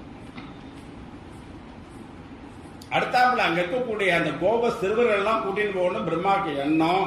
பகவானுக்கு தெரியும், பகவான் பக்கத்துல இருந்ததுனால அவரை கூட்டின்னு போக முடியல. பகவான் வந்து பிரம்மாவோட எண்ணத்தை பூர்த்தி பண்ணணுங்கிறதுக்காக அந்த கண்ணுக்குட்டி எல்லாம் காணமே தேடிட்டு போற மாதிரி போறார். அந்த குழந்தையில பிரம்மா கூட்டிட்டு சத்தியலோகத்துல திற வச்சுட்டார். இங்க ஒண்ணுமே இல்ல, கண்டுக்குட்டி இல்ல, கூட வந்த குழந்தைகள் இல்ல, யாருமே இல்ல. பகவான் பார்த்தார், பிரம்மா அந்த மாதிரி பண்ணிருக்க பகவான் தெரிஞ்சுட்டார். அத்தனை கண்டுகுட்டிகளாகவும் அத்தனை கோப குழந்தைகளாகவும் அவ கையில இருக்கக்கூடிய கோல், அவ கையில் இருக்கக்கூடிய குழல், இது மாதிரி எல்லாமே பகவான் ஆயிட்டான். அது மட்டும் இல்ல, பாகவத்துல சிறப்பா சொல்றா, ஒவ்வொருத்தருடைய குணத்துக்கு ஏற்ற மாதிரி ஒரு கோப குழந்தை வந்து கோபக்காரனா இருந்தான்னா அந்த குழந்தை ரூபத்துல பகவான் கோபக்காரனா இருக்காராம். ஒரு குழந்தை வந்து கால் சரியில்லாத இருக்கிற குழந்தையா இருந்தா பகவான் கால் சரியில்லாத குழந்தையா இருக்கானா. ஒரு குழந்தை வந்து கருமையா இருந்தா பகவான் வந்து கருமையான குழந்தையா இருக்கானா. இந்த மாதிரி என்னென்ன ரூபத்துல என்னென்ன குழந்தைகளுடைய குணங்கள் எப்படியோ அந்த குணப்படி பகவான் ரூபத்தை மாத்தின்னு விட்டார். எல்லாரும் சங்கலம் ஆத்து கூட்டின்னு போறார். அங்க இருக்கக்கூடிய தாய்மார் இருக்க அடையாளமே தெரியல.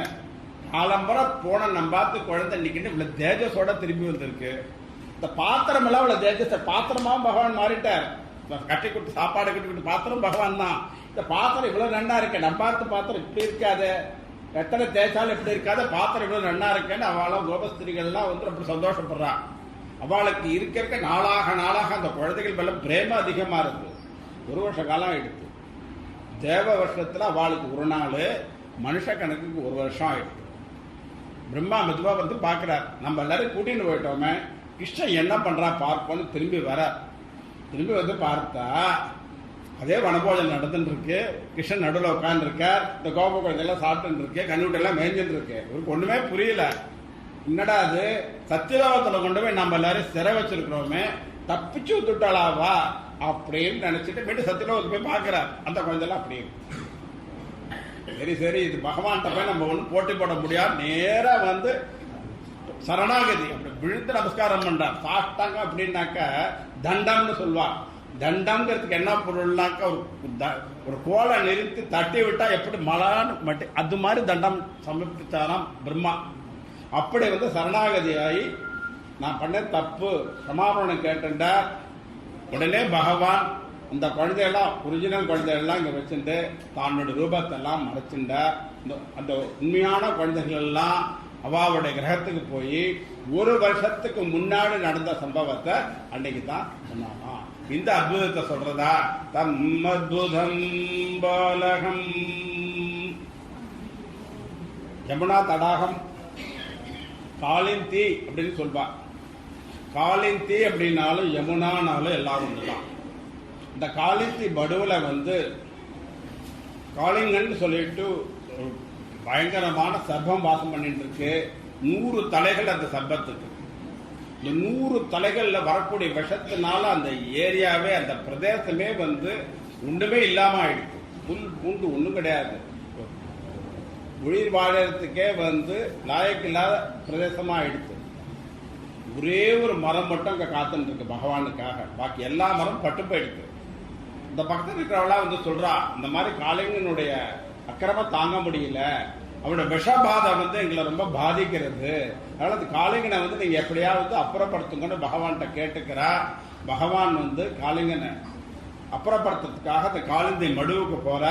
காளிங்கனை பார்த்து சொல்றார், காளிங்கா நீ உன்னோட ஸ்வஸ்தானத்துக்கு போயிடு அப்படிங்கிற. அதுக்கு காளிங்கன் வந்து மறுப்பு தெரிவிச்ச உடனே என்ன பண்றாரு, பக்கத்துல இருக்கிற மரத்து மேல ஏறுறார். காளிங்கன் மேல தலையில குதிக்கிறார். ஒவ்வொரு தலையா நர்த்தனம் பண்ணி காளிங்கனுடைய 100 தலைகளுக்கு கூட விஷம் முழுக்க நீங்கிறவன் நர்த்தனம் பண்றார். காளிங்கனுடைய விஷம் முழுக்க நீங்கிறது. வதம் பண்ற சமயத்துல நாகபத்தினிகள் வந்து பகவான்கிட்ட வந்து சரணாகதி அடையிறாங்க. விட்டுடுங்கிறான். நான் வதம் பண்றதுக்காக வரல, காளிங்கன் இந்த இடத்த விட்டு அப்புறப்படுறதுக்காக வந்துட்டேன், உங்களுடைய சொஸ்தானத்தை நீங்க போங்கோ அப்படின்னு காளிங்கனை வதம் பண்ணாம சொஸ்தானத்துக்கு அனுப்பினார். அந்த அத்புதத்தை சொல்றதா தம் அத்புதம் பாலகம். பகவான் வேணுகானம் பண்றார். பகவான் அப்படி வேணுகானம் பண்ற சமயத்துல விரோதிகளா இருக்கக்கூடிய மிருகங்கள் எல்லாம் ஒன்னா இருக்கான். ஒரு புலியும் மானும் பக்கத்துல நின்று இருக்கான். இந்த மாதிரி விரோதிகளா இருக்கக்கூடிய மிருகங்கள் எல்லாம் ஒன்னா நின்று ஒரே இடத்துல ஜலம் சாப்பிடுறது தான். இதெல்லாம் பார்க்கறதுக்கு செவத்த சித்திரப்படங்கள் மாதிரி இருக்கான். பட்டு போன மரங்கள் எல்லாம் துளிர்க்கிறதாம். பகவான் வேணுகானம் பண்றதுனால பட்டு போன மரங்கள் எல்லாம் துளிர்க்கிறதாம். இந்த அற்புதத்தை சொல்றதா தம் அத்புதம் பாலகம். குழந்தைகளோட பகவான் ஆடுகண்டங்களை மேய்ச்சிட்டு இருக்கார். குழந்தைகள்லாம் பகவான் ரொம்ப பசிக்கிறது, கிருஷ்ணா ரொம்ப பசிக்கிறது, நாழியா எடுத்து 8 மணியா எடுத்து பசிக்கிறதுன்னு சொல்றது. பகவான் இங்க போ, யஜ்யசாலை இருக்கும், அந்த யஜ்யா பத்தினிகிட்ட கேளு, உங்களுக்கு ஆகாரம் கொடுப்பான்னு சொல்லி அனுப்புறாங்க. அந்த யஜ்யா பத்தினியால ஆகாரம் கொடுக்க முடியாத சூழ்நிலை இருக்கு. அந்த சமயத்துல பகவான் பக்தி தான் பிரதானம் அப்படின்னு காட்டினார். அப்படிப்பட்ட அற்புதத்தை காட்டினாரே, அந்த அற்புதத்தை சொல்றதா தம் அத்புதம் பாலகம். கோபஸ்திரியோட வஸ்திரங்களை அபகரிச்சார். கிருஷ்ணர் வஸ்திராபரணம் பண்ணார் சொல்லுவோம். கிருஷ்ணர் வஸ்திராபரணம் பண்ணான்னு சாதாரணமா சொல்லிடுவோம். ஏன் கிருஷ்ணர் வஸ்திராபரணம் பண்ணினார்னு காரணத்தை தெரிஞ்சுட்டா சொல்ல மாட்டோம். கோபஸ்திரிகளுக்கு இருக்கக்கூடிய தேக அபிமானத்தை போக்கணுங்கிறதுக்காக பகவான் வந்து வஸ்திராபரணம் பண்ணாராம். கோபஸ்திரியோட வஸ்திராபரணம் பண்ணி அவளுடைய தேகத்தில் இருக்கிற அபிமானத்தை போக்கினாரே, அந்த அற்புதத்தை சொல்றதா தம் அத்புதம் பாலகம்.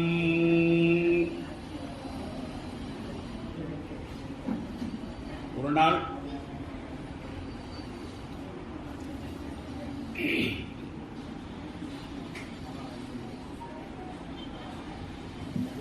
நந்தகோகுலத்துல நந்தகோபர் தன்னுடைய சகாக்களோட பேசிட்டு இருக்க. அந்த சமயத்துல பகவான் போறார். அப்பா என்னப்பா பேசுறேன்? ஒன்னும் இல்லப்பா, வருஷா வருஷம் நம்ம இந்திரனுக்கு விழா எடுப்போம், இந்திர விழா நடத்துவோம். இந்த இந்திர விழா இந்த வருஷம் எப்படி பண்ணலாம் அப்படிங்கிறதுக்கு நாங்களாம் பேசி கொடுப்போம் அப்படிங்கிறாங்க. இந்திர விழானா என்னப்பா, எதுக்கு, யாருக்கு சொல்லுங்க? ஒன்னும் இல்லப்பா, நமக்கு மழையை கொடுக்கக்கூடிய தெய்வம் இந்திரன் தான். மழைக்கு அதிபதி இந்திரன். அந்த இந்திரனுக்கு நம்ம வருஷா வருஷம் விழா எடுத்தா தான் இந்திரன் நமக்கு மழையை கொடுப்பான். மழை கொடுத்தா தான் இங்க பயிரெல்லாம் நன்னா விளையும். பயிர் நன்னா விளைஞ்சாதான் நம்ம கோகுலத்துக்குடைய பசுமாடுகள் கண்ணுக்குட்டிகளாம் சாப்பிட்டு நமக்கு நிறைய பால் பண்ண தயிரெல்லாம் கொடுக்கும். அதுக்காக இந்திரனுக்கு விழா எடுக்கணும் அப்படின்னு சொல்றார் நந்தகோபன்.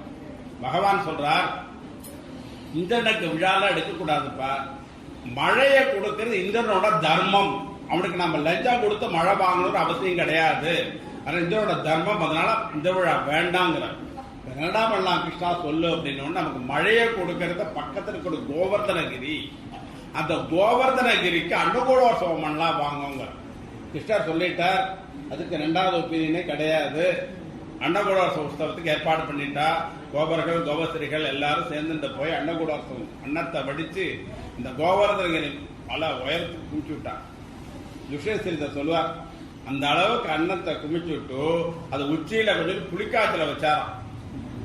இந்த புளிக்காய்ச்சல் பண்றது ரெசிபி சொல்லுவார். பழைய புளியில தான் புளிக்காய்ச்சல் பண்ண நல்லா இருக்கும்னு. அந்த மாதிரி அன்னத்தை இந்த கோவர்தனகிரி வசனத்துக்கு அன்னத்தை குமிச்சு வச்சுட்டா இந்த கோபர குழந்தைகள் கோபஸ்திரிலாம் கேட்கிறா, கிருஷ்ணா இந்த கோவர்தனகிரி இந்த அன்னகூட அந்த அன்னத்தை வந்து ஸ்வீகாரம் பண்ணிக்கணும்னு கேட்கிறா. பகவான் சொல்றீங்களா பிரதட்சணமா வாங்குங்கிறார். அவளா பிரதர்ஷனம் பண்ணி கொடுத்து பகவான அன்னத்துல சாப்பிட்டு முடிச்சு விடுறாரு. வந்தவொடனே கேட்கிறார், கோவர்தனகிரி சாப்பிட்டா கோவர்தன் சாப்பிட்டு கொடுத்து. இந்திர சபையில வந்து தூதுவாள்லாம் வந்தோடனே கேட்கிறா, என்னப்பா கோகுலத்துல இந்த தர மாமூல் வரலையே, என்னாச்சு மாமூல் கொடுத்து தரலையா, நீயே வாங்கி சாப்பிட்டான்னு கேட்கிறா. இல்ல இந்த வருஷம் உனக்கு மாமூல் கிடையாதுங்கிறான். ஏன்டா ஏன் மாமூல் இல்ல? கிருஷ்ணன் வந்து மாமூல் கொடுக்க கூடாதுன்னு சொல்லிட்டார். இந்திரனுடைய தர்மம் மழையை கொடுக்கறது. அது நாம வந்து இந்திர உற்சவம் பண்ணித்தான் மழை வரணுங்கிறது கிடையாது. அதனால கோவர்தனகிரிக்கு வந்து அவ வந்து அன்னகூடோற்சவம் பண்ணிட்டா. அதனால உனக்கு இந்த வருஷம் உனக்கு இந்திர விழா இல்லைன்னு சொல்லிட்டான். இந்திரனுக்கு சரியான கோபம். சம்பர்த்தகம்னு ஒரு மேக கூட்டத்தை கூப்பிட்டான். தப்ப நேரம் நீங்க போங்க, போய் அந்த கோகுலத்துல வந்து நீங்க வந்து மழையா பெய்யும். மழைனா மழை, அவ்வளவு மழை பெய்யுறது. வீடுகள் எல்லாம் பார்த்தீங்கன்னாக்கா முழுகக்கூடிய நிலைக்கு வந்து கொடுத்து இங்க இருக்கக்கூடிய கோபர்கள் கோபஸ்திரிகள் எல்லாரும் பகவான்கிட்ட சரணாகதி அடைகிறா. பகவான் எல்லாரும் அழைச்சிட்டு கோவர்தனகிரி போறார். கோவர்தனகிரியை 7 வயசு குழந்தையா பகவான் ஒரு விரல்ல தூக்கி பிடிச்சிட்டு 7 நாள் நின்னாராம். நாம சித்திரப்படங்கள்ல பார்க்கும் பொழுது கோவர்தனகிரியை பார்க்கும் போது நேரா பிடிச்சிட்டு இருப்பார். அந்த மாதிரி பிடிக்கல, கோவர்தன் தலைகீழா பிடிச்சிட்டு இருந்தார். ஏன் அப்படின்னு வியாக்கியாதா சொல்றார், நேரா பிடிச்சதுனாக்க அந்த மாடு கன்றுகள் வந்து அதுல இருக்கக்கூடிய புற்களை சாப்பிட முடியாதான். தலைகீழா பிடிச்சதுனாக்க அந்த புல்லுல மாடு கன்றுகள் சாப்பிடலாங்கிறதுக்காக பகவான் 7 வயசு குழந்தையா இந்த கோவர்தனகிரிய தன்னோட ஒரு விரலால தாங்கிட்டு 7 நாள் நின்னாராம். இந்திரன் பார்த்துட்டு பகவான் நம்ம போட்டி போட முடியாதுன்னு சரணாகதி அடைஞ்சு சமாபரணம் கேட்டு மழையை நிறுத்தினார். பகவான் வந்து கோவர்தனகிரி கீழே இறக்கினார். அந்த அற்புதத்தை சொல்றதா, தம் அத்புதம் பாலகம். கோகுலத்தில் இருக்கிறவாள்லாம் வைகுண்டா தரிசனம் உங்களுக்கு வேணும்னு கேட்டாங்க. ஆசைதானே வைகுண்டத்தை பார்க்கணும்னு. பகவான் என்ன பண்ணாரா, எல்லாரும் வைகுண்டத்தை கூட்டின்னு போயிட்டாராம். கூட்டிட்டு போய் ஒரு முகூர்த்த காலம் வைகுண்டத்துல பகவானை காமிச்சு வைகுண்ட கோலத்தை காமிச்சு எல்லாம் காமிச்சு போதும் போதும் அப்படிங்கிற அளவுக்கு அவளுக்கு வைகுண்ட தரிசனம் கொடுத்துட்டு மீண்டும் பூலோகத்துக்கு அழைச்சிட்டு வந்தாராம். அந்த அற்புதத்தை சொல்றதா, தம் அத்புதம் பாலகம். வாசலீலை ஆயிரக்கணக்கான கோபஸ்திரிகளை சேர்ந்து பகவான் ராசம் பண்றார். அதுல என்ன விசேஷம்னா, ஒரு கோபஸ்திரிக்கு ஒரு கிருஷ்ணனா இருக்கிறார். 1000 கோபஸ்திரின்னா 1000 கிருஷ்ணனா நின்று ராசம் பண்றார். பேர்பட்ட அற்புதம் பண்ணாரே, அந்த அற்புதத்தை சொல்றதா, தம் அத்புதம் பாலகம். பகவான் மதுரா விஜயம், மதுராக்கு கூட்டிட்டு பார்த்தா அக்ரூரர் வரார். அக்ரூரருக்கு பகவான் தான் யார் அப்படிங்கறத காமிக்கிறதுக்காக யமுனா நதிக்கரையில அக்ரூரர் மாத்தியானம் பண்ணிட்டு அந்த அர்க்கியப்பட்ட சமயத்துல பார்த்தா அந்த ஜலத்துல வந்து வைகுண்ட கோலத்துல அக்ரூரர் தரிசனம் கொடுத்தாரே, அந்த அற்புதத்தை சொல்றதா, தம் அத்புதம் பாலகம். மதுரால பிரவேசம் பண்ணின உடனே ஒரு மாலாகாரனுக்கும் ஒரு வெண்ணானுக்கும் அனுகிரகம் பண்ணி அவளுக்கு அனுகிரகம் பண்ண அந்த அற்புதத்தை சொல்றதா, தம் அத்புதம் பாலகம். 3 இடத்துல வக்ரமா இருப்பார். திரிபகிரின்னு பேர். குரூபியா இருப்போம். அவளுக்கு என்ன வேலைன்னா கம்சனுக்கு வாசனாத திரவியங்கள் தயார் பண்ணி கொடுக்கறது, கம்சனுக்கு சந்தனம் அரைச்சு கொடுக்கறது தான் வேலை. பிரதி தினம் வாசனாதேவிகள் தயார் பண்ணும் பொழுது, சந்தனம் அரைக்கும் பொழுது, இந்த பாவைக்கு நான் பண்றேன்னு, இந்த பகவானுக்கு நான் பண்ணணும், இந்த சந்தன பகவான் எடுத்துக்கணும், இந்த வாசனாதேவிகளை பகவான் ஸ்வீகாரம் பண்ணிக்கணும், பகவானை நினைச்சு நினைச்சு இந்த சந்தனத்தை தயார் பண்ணுவோம், பகவான் நினைச்சு வாசனாதேவிகளை தயார் பண்ணுவோம். ஆனா போய் சேர்ற கம்சனுக்கு அன்றைக்கு பிரத்யட்சமா பகவானே வந்துட்டார். பகவானை பார்த்துட்டு திருவிக்கு ரொம்ப சந்தோஷம். பகவானே, நான் எனக்கு விவரம் தெரிஞ்சதுல இருந்து இந்த பாவைக்கு நான் சந்தனம் அரைச்சு கொடுத்துட்டு இருக்கேன், ஒரு நாளாவது என்னோட சந்தனத்தை நீ ஏத்துப்பியான்னு நினைச்சிட்டு இருந்தேன், நீ வந்துட்டேன்னு அவ்வளவு ஆசையா சந்தனத்தை கொடுக்குறா பகவானுக்கு. பகவான் அந்த கலப சந்தனத்தை தன்னுடைய தேகம் முழுக்க அப்படி இட்டுட்டார். ரொம்ப சந்தோஷமா அந்த வாசனா திரவியங்கள்லாம் அப்படி ஸ்வீகாரம் பண்ணிட்டார். ஸ்வீகாரம் பண்ணிட்டு அடுத்த கணம் அந்த திருவங்கி அப்படி கட்டி பிடிச்சிட்டார். கட்டி பிடிச்சிட்டு அடுத்த கணத்துல என்ன ஆச்சுன்னா, அந்த 3 கோணலும் நிமிர்ந்து போய் அவ உலகமாக அழகையா மாறிட்டாளாம். அவதான் அடுத்த ஜென்மால ஜனாபாய அவதாரம் பண்றான்னு மகாபக்த சரித்திரம் சொல்றது. ஏன்னா பகவான் நீ ஏத்துக்கணும்னு பிரார்த்தனை பண்றான். இந்த ஜென்மால முடியாது, இந்த ஜென்மால எனக்கு ஏகப்பட்ட வேலைகள் இருக்கு, நீ அடுத்த ஜென்மால நீ பாகவதரா பக்தையா பிறந்துடு, ஜனாபாய அவதாரம் பண்ணு, அந்த சமயத்துல உனக்கு நான் அனுகிரகம் பண்றேன்னு சொன்னாலும் அடுத்த ஜென்மால ஜனாபாய அவதாரம் பண்றான். அப்பேற்பட்ட இந்த திரிவர்கிய 3 கூணலா இருக்கக்கூடியவளை அப்படி உலக மகா அழகியா மாத்தினாரே, அந்த அற்புதத்தை சொல்றதா. தம்மற்புதம் பாலகம். மதுரா நகரத்துல கம்சன் அழைச்சிருக்கார், கபடமா அழைச்சிருக்கார். ஆனா நல்ல எண்ணம் கிடையாது. மருமான் வரணும், மருமானுக்கு ரெக்கார்ட் வெல்கம் கொடுக்கணும், மருமானுக்கு ஆத்திரத்து சாப்பாடு கொடுக்கணும் எண்ணம் கிடையாது. மருமான கூட்டின்னு இங்க காலி பண்ணிடணும், அதுதான் எண்ணம். உடனே ஒரு தனுர்யாகம் பண்றோம் வான்னு அழைக்கிறார். பகவானும் தனுர்யாகத்தை பார்க்க வரார். 10 வயசு குழந்தை பகவானுக்கு அந்த தனுசை எடுத்து ஒரு கையால் குறிக்கிறார். அந்த அற்புதத்தை சொல்றதா. தம் அற்புதம் பாலகம். கம்சனிட்ட போறதுக்கு முன்னாடி சானூரன், முஷ்டிகன் இது மாதிரி மல்லர்கள்லாம் வர்றான். மல்யுத்தத்தில் அவனுக்கு கொண்டுடுன்னு சொல்லிட்டு அப்பேற்பட்ட மலர்கள் எல்லாம் பகவான் கிரகம் பண்ணாரே, அந்த அற்புதத்தை சொல்றதா. தம் அற்புதம் பாலகம். பகவானுக்கு 10 வயசு. கம்சன் மாவீரன், அவனை யாராலையுமே ஜெயிக்க முடியாது. பகவான் கையில புல்லாங்குழலை தவிர ஆயுதமே கிடையாது. கண்ணுக்குட்டி மேய்க்கு போவர் குச்சி வச்சிருந்த பொண்ணுமே கிடையாது, வெறும் குழல் தான் இருக்கு. அப்பேற்பட்ட கம்சனை ஆயுதமே இல்லாமல் கம்சன் மேல ஏறி ஒரு குதிச்சார். கம்சன் புறட்டு போயிட்டான். அந்த குதிச்ச மாத்திரத்துல கம்சனை வதம் பண்ணாரே, அந்த அற்புதத்தை சொல்றதா. அற்புதம் பாலகம். உத்தவர் வேற இல்ல, பகவான் வேற இல்ல. பகவானுடைய ஜெராக்ஸ் அப்படிதான் உத்தவர். பகவான் உடுத்தி கலைஞ்ச வஸ்திரங்களைத்தான் உத்தவர் உடுத்திப்பார். பகவான் சாப்பிட்ட உச்சிஷ்டத்தான் உத்தவர் சாப்பிடுவார். இப்படி இருக்கும் பொழுது அவருக்கு அந்த பக்தியில மட்டும் கொஞ்சம் பத்தல. இந்த பிரேம பக்தி அப்படிங்கிறது மட்டும் இல்ல. அதனாலதான் உத்தவர் அடுத்த அவதாரத்துல நாமதேவரா வரார். இந்த பிரேம பக்தி வரணுங்கிறதுக்காக தான் நாமதேவரா அவதாரம் கொடுக்கிறார். இந்த ஜென்மாலே இந்த பிரேம பக்தி என்னன்னு காமிக்கணுங்கிறதுக்காக கோகுலத்துக்கு அனுப்பிச்சு கோபஸ்திரீகளுக்கு நீ பாடம் சொல்லி கொடுத்துட்டு வாங்குறார். போறார் உத்தவர் போறார். இங்கேயோ ரொம்ப தூரக்க வருது. பகவான் கோகுலத்தை விட்டு வெளியில போயிட்டாரு. கோபஸ்திரீகள்லாம் ரொம்ப தாபத்துல இருக்கா. ரதம் வரத பார்த்துட்டு கிருஷ்ணர் வரார் ரொம்ப சந்தோஷம். கிருஷ்ணர் வராருன்னு இந்த ரத கிட்டக்க வர பார்த்தா உருவம் பார்த்தா கிருஷ்ணன் மாதிரியே இருக்கு. ஆஹா, கிருஷ்ணன் வந்துட்டார் இப்படி தீர்மானமே பண்ணிட்டா. கிட்டக்க ரதத்தை விட்டு இறங்கும் போது பார்த்தா அது உத்தவர்னு தெரியுது. வாழான் கூட்ட பேச மாட்டேன் அப்படின்னு சொல்லிட்டு அந்த சமயத்துல ஒரு வண்டு பறக்கிறது. அந்த வண்டை பார்த்து பிரபர கீதம்னு பாகவத்துல வருது. பிரபர கீதம்னு வண்டை பார்த்து அவ பாடுறான். அவ பாடிட்டு உத்தவர் சொல்றார், பா கிருஷ்ணன் எங்கேயுமே போகல. கிருஷ்ணனை நீங்க மனசுக்குள்ள ஹிருதயத்துக்குள்ள வச்சு தியானம் பண்ணுங்க. எப்படி தியானம் பண்றது, எப்படி யோகம் பண்றது, கிருஷ்ணனை எப்படி நினைச்சுக்கிறது எல்லாம் அவங்க சொல்லி கொடுக்கறேங்கிறார். போய் உத்தவரை கிருஷ்ணனை நினைக்கிறதுக்கு சொல்லிக் கொடுக்க வேண்டாம், எங்களோட ஹிருதயத்துக்குள்ளே அவன் அப்படி ஆழமா உட்கார்ந்துட்டான், மறக்கிறதுக்கு சொல்லிக் கொடுயான்னாலாம். கிருஷ்ணனை மறக்கத்தான் எங்களால முடியல, மறக்கிறது சொல்லிக் கொடுன்னு கிருஷ்ணர் அப்படியே சாஷ்டாங்க உத்தவரை காலில் வந்து நமஸ்காரம் பண்ணிட்டு இங்க பகவான் வந்து சொல்றார், கிருஷ்ணா இந்த பாடம் படிக்கிறதுக்கு நீ சொல்லிக் கொடுக்கறதுக்கு அனுப்பிச்ச, நான் கோபசீட்ட பாடம் படிச்சுட்டு வந்தேன் கிருஷ்ணா அப்படிங்கிறாரா. இந்த அற்புதத்தை சொல்றதா, அத்புதம் பாலகம். சத்யபாமா பகவானுடைய பத்னி.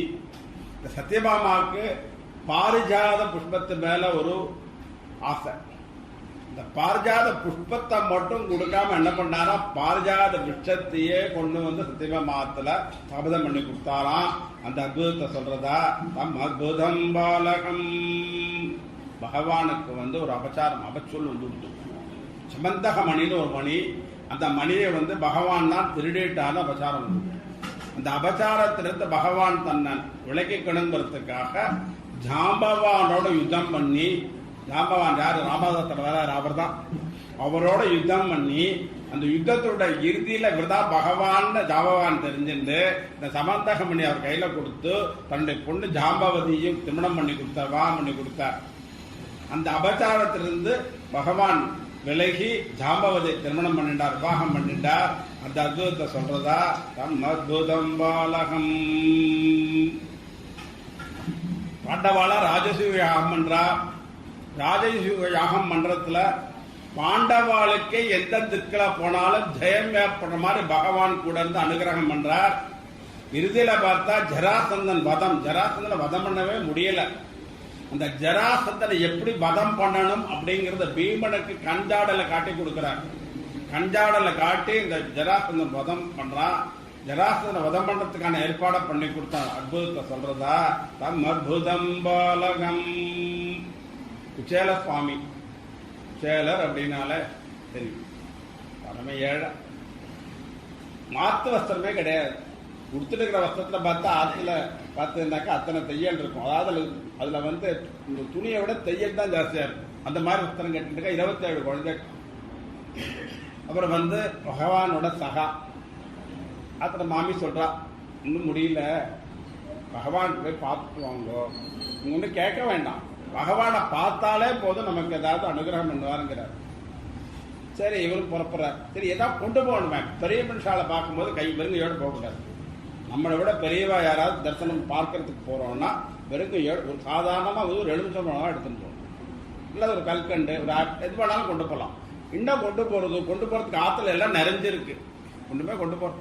பார்த்தா மாமி அப்படி தேடி இப்படி தேடி ஒரு பழைய பானை, இந்த பழைய பானைக்குள்ள குழுவுண்டு அவள் இருந்தது. இந்த அவளை போய் பகவான்கிட்ட கொடுங்கன்னு அவளை எடுத்து கொடுத்தா இவரு வஸ்திரத்தை அவர் முடிச்சு போட்டுண்டு பகவானை பக்கம் வர.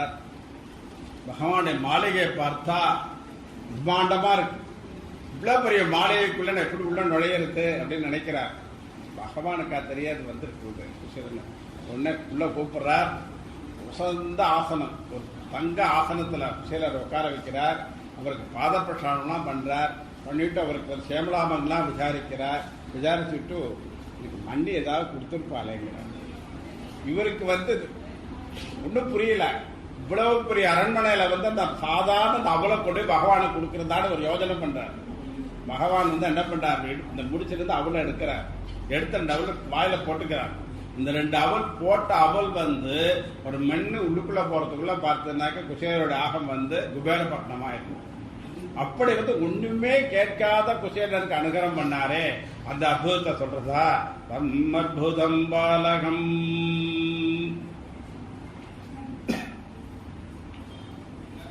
கடைசியா யாதவ குலம் ஒரு பிராமண சாபத்தால அழிஞ்சு போறதுங்கிறது பகவானுக்கு தெரியும்.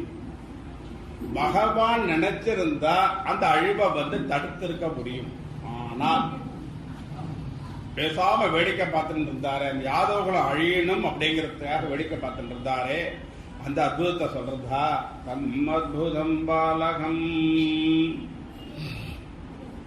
இவ்வளவும் போராதுன்னு குருஷேத்திர யுத்தத்துல பாண்டவாளுக்கு மட்டும் ஜெயம் கிடைக்கணும்னு எல்லாம் பண்ண. தப்போ ரைட்டோ அதெல்லாம் வேண்டாம். எவ்வளவோ காரியம் பாண்டவாளுக்கு ஜெயம் பண்ணி கொடுத்தார். அந்த அற்புதத்தை சொல்றதா, தம் அத்புதம் பாலகம். அது மட்டுமல்ல, மகாபாரத யுத்தமெல்லாம் முடிஞ்சு கொடுத்து முடிஞ்ச சமயத்துல அந்த அபாண்ட வாஸ்திரத்தால கர்ப்பத்தில் இருக்கக்கூடிய பரிஷத் மகாராஜாவை காப்பாத்தி அவனை பாகவதம் கேட்கிற மாதிரி அனுகிரகம் பண்ணாரு. அந்த அற்புதத்தை சொல்றதா தம்மற்புதம் பாலகம். இத்தனை பக்தாலையும் இங்க கட்டி போட்டு இந்த அடியன் சொல்லக்கூடிய பிரவச்சனத்தை இந்த பகவான் கேட்க வச்சிருக்கிறாரே. இந்த அற்புதத்தை சொல்றதா தம்மற்புதம் பாலகம். தம்மற்புதம் பாலகம் அம்புஜேஷணம் சதுர்புஜம் சங்ககதாயுதாயுதம்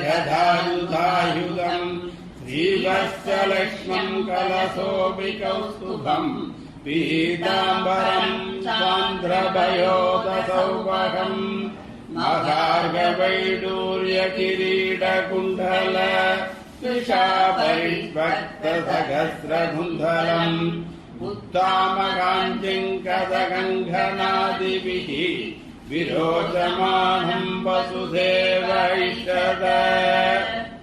இப்படி அநேக அற்புதங்களை பண்ண பகவான் கிருஷ்ணர் ராதாருக்கும் சத்யபாமா சமேதரரா எல்லாருக்கும் அனுகிரகம் பண்ணணும் அப்படின்னு பிரார்த்தனை பண்ணிட்டு சரித்திரத்தோட பூர்த்தி பண்ணிக்கிறேன். சிரவணம் பண்ண அத்தனை பக்தாளுக்கும் சர்வாபிஷ்டங்களும் நிறைவேறி ஆயுள் ஆரோக்கியத்துடன் சகல சம்பத்துக்களும் கிடைக்கிறதுக்கு எல்லாம் வல்ல ராதாகிருஷ்ண அனுகிரகம் பிரார்த்திக்கிறேன். திப்ரஜாபியாம் பரிவாரியந்தாம் நாயே நமர்கே நம ஜிம்மகீச கோபிராமணேப்யः சுபமஸ்து நித்யம் லோகா சமஸ்தா சுகினோ பவந்து மங்களம் யாதவேந்திராய மகனீய குணாப்தயே வசுதேவ தனூஜாய வாசுதேவாய மங்களம். குடும்ப விருத்திம் தனதான்ய விருத்திம் ஸ்ரீயச்ச முக்யா சுதமுக்தமஞ்ச ஸ்ருத்வா சுபம் காவ்யமிதம் மகார்த்தம் தாப்னோதி சர்வாம் புவி சார்த்த சித்திம் ஆயுஷ்யம் ஆரோக்யகரம் யதஸ்யம் சௌபாத்திகம் புத்திகரம் சுபம் ச ரோதவ்யமேதன்னியமேன சத்பிஹி ஆஜ்ஞானமோஜஸ்சர்வத்திகாமைः காயேன வாச்சா மனசேந்திரியைவ புத்யாத்மனா வா பிரகிருதே சுபாவாத் கரோமி யஜ்ஞः சகலம் பரஸ்மை ஸ்ரீநாராயணாயேதி சமர்ப்பயாமி. ததா சர்வத்ர கோவிந்த நாம சங்கீர்த்தனம் ஜானகி காந்தஸ்மரணம் ஹர நம பார்வதி பதயே. ராதே கிருஷ்ணா ராதே கிருஷ்ணா ராதே கிருஷ்ணா.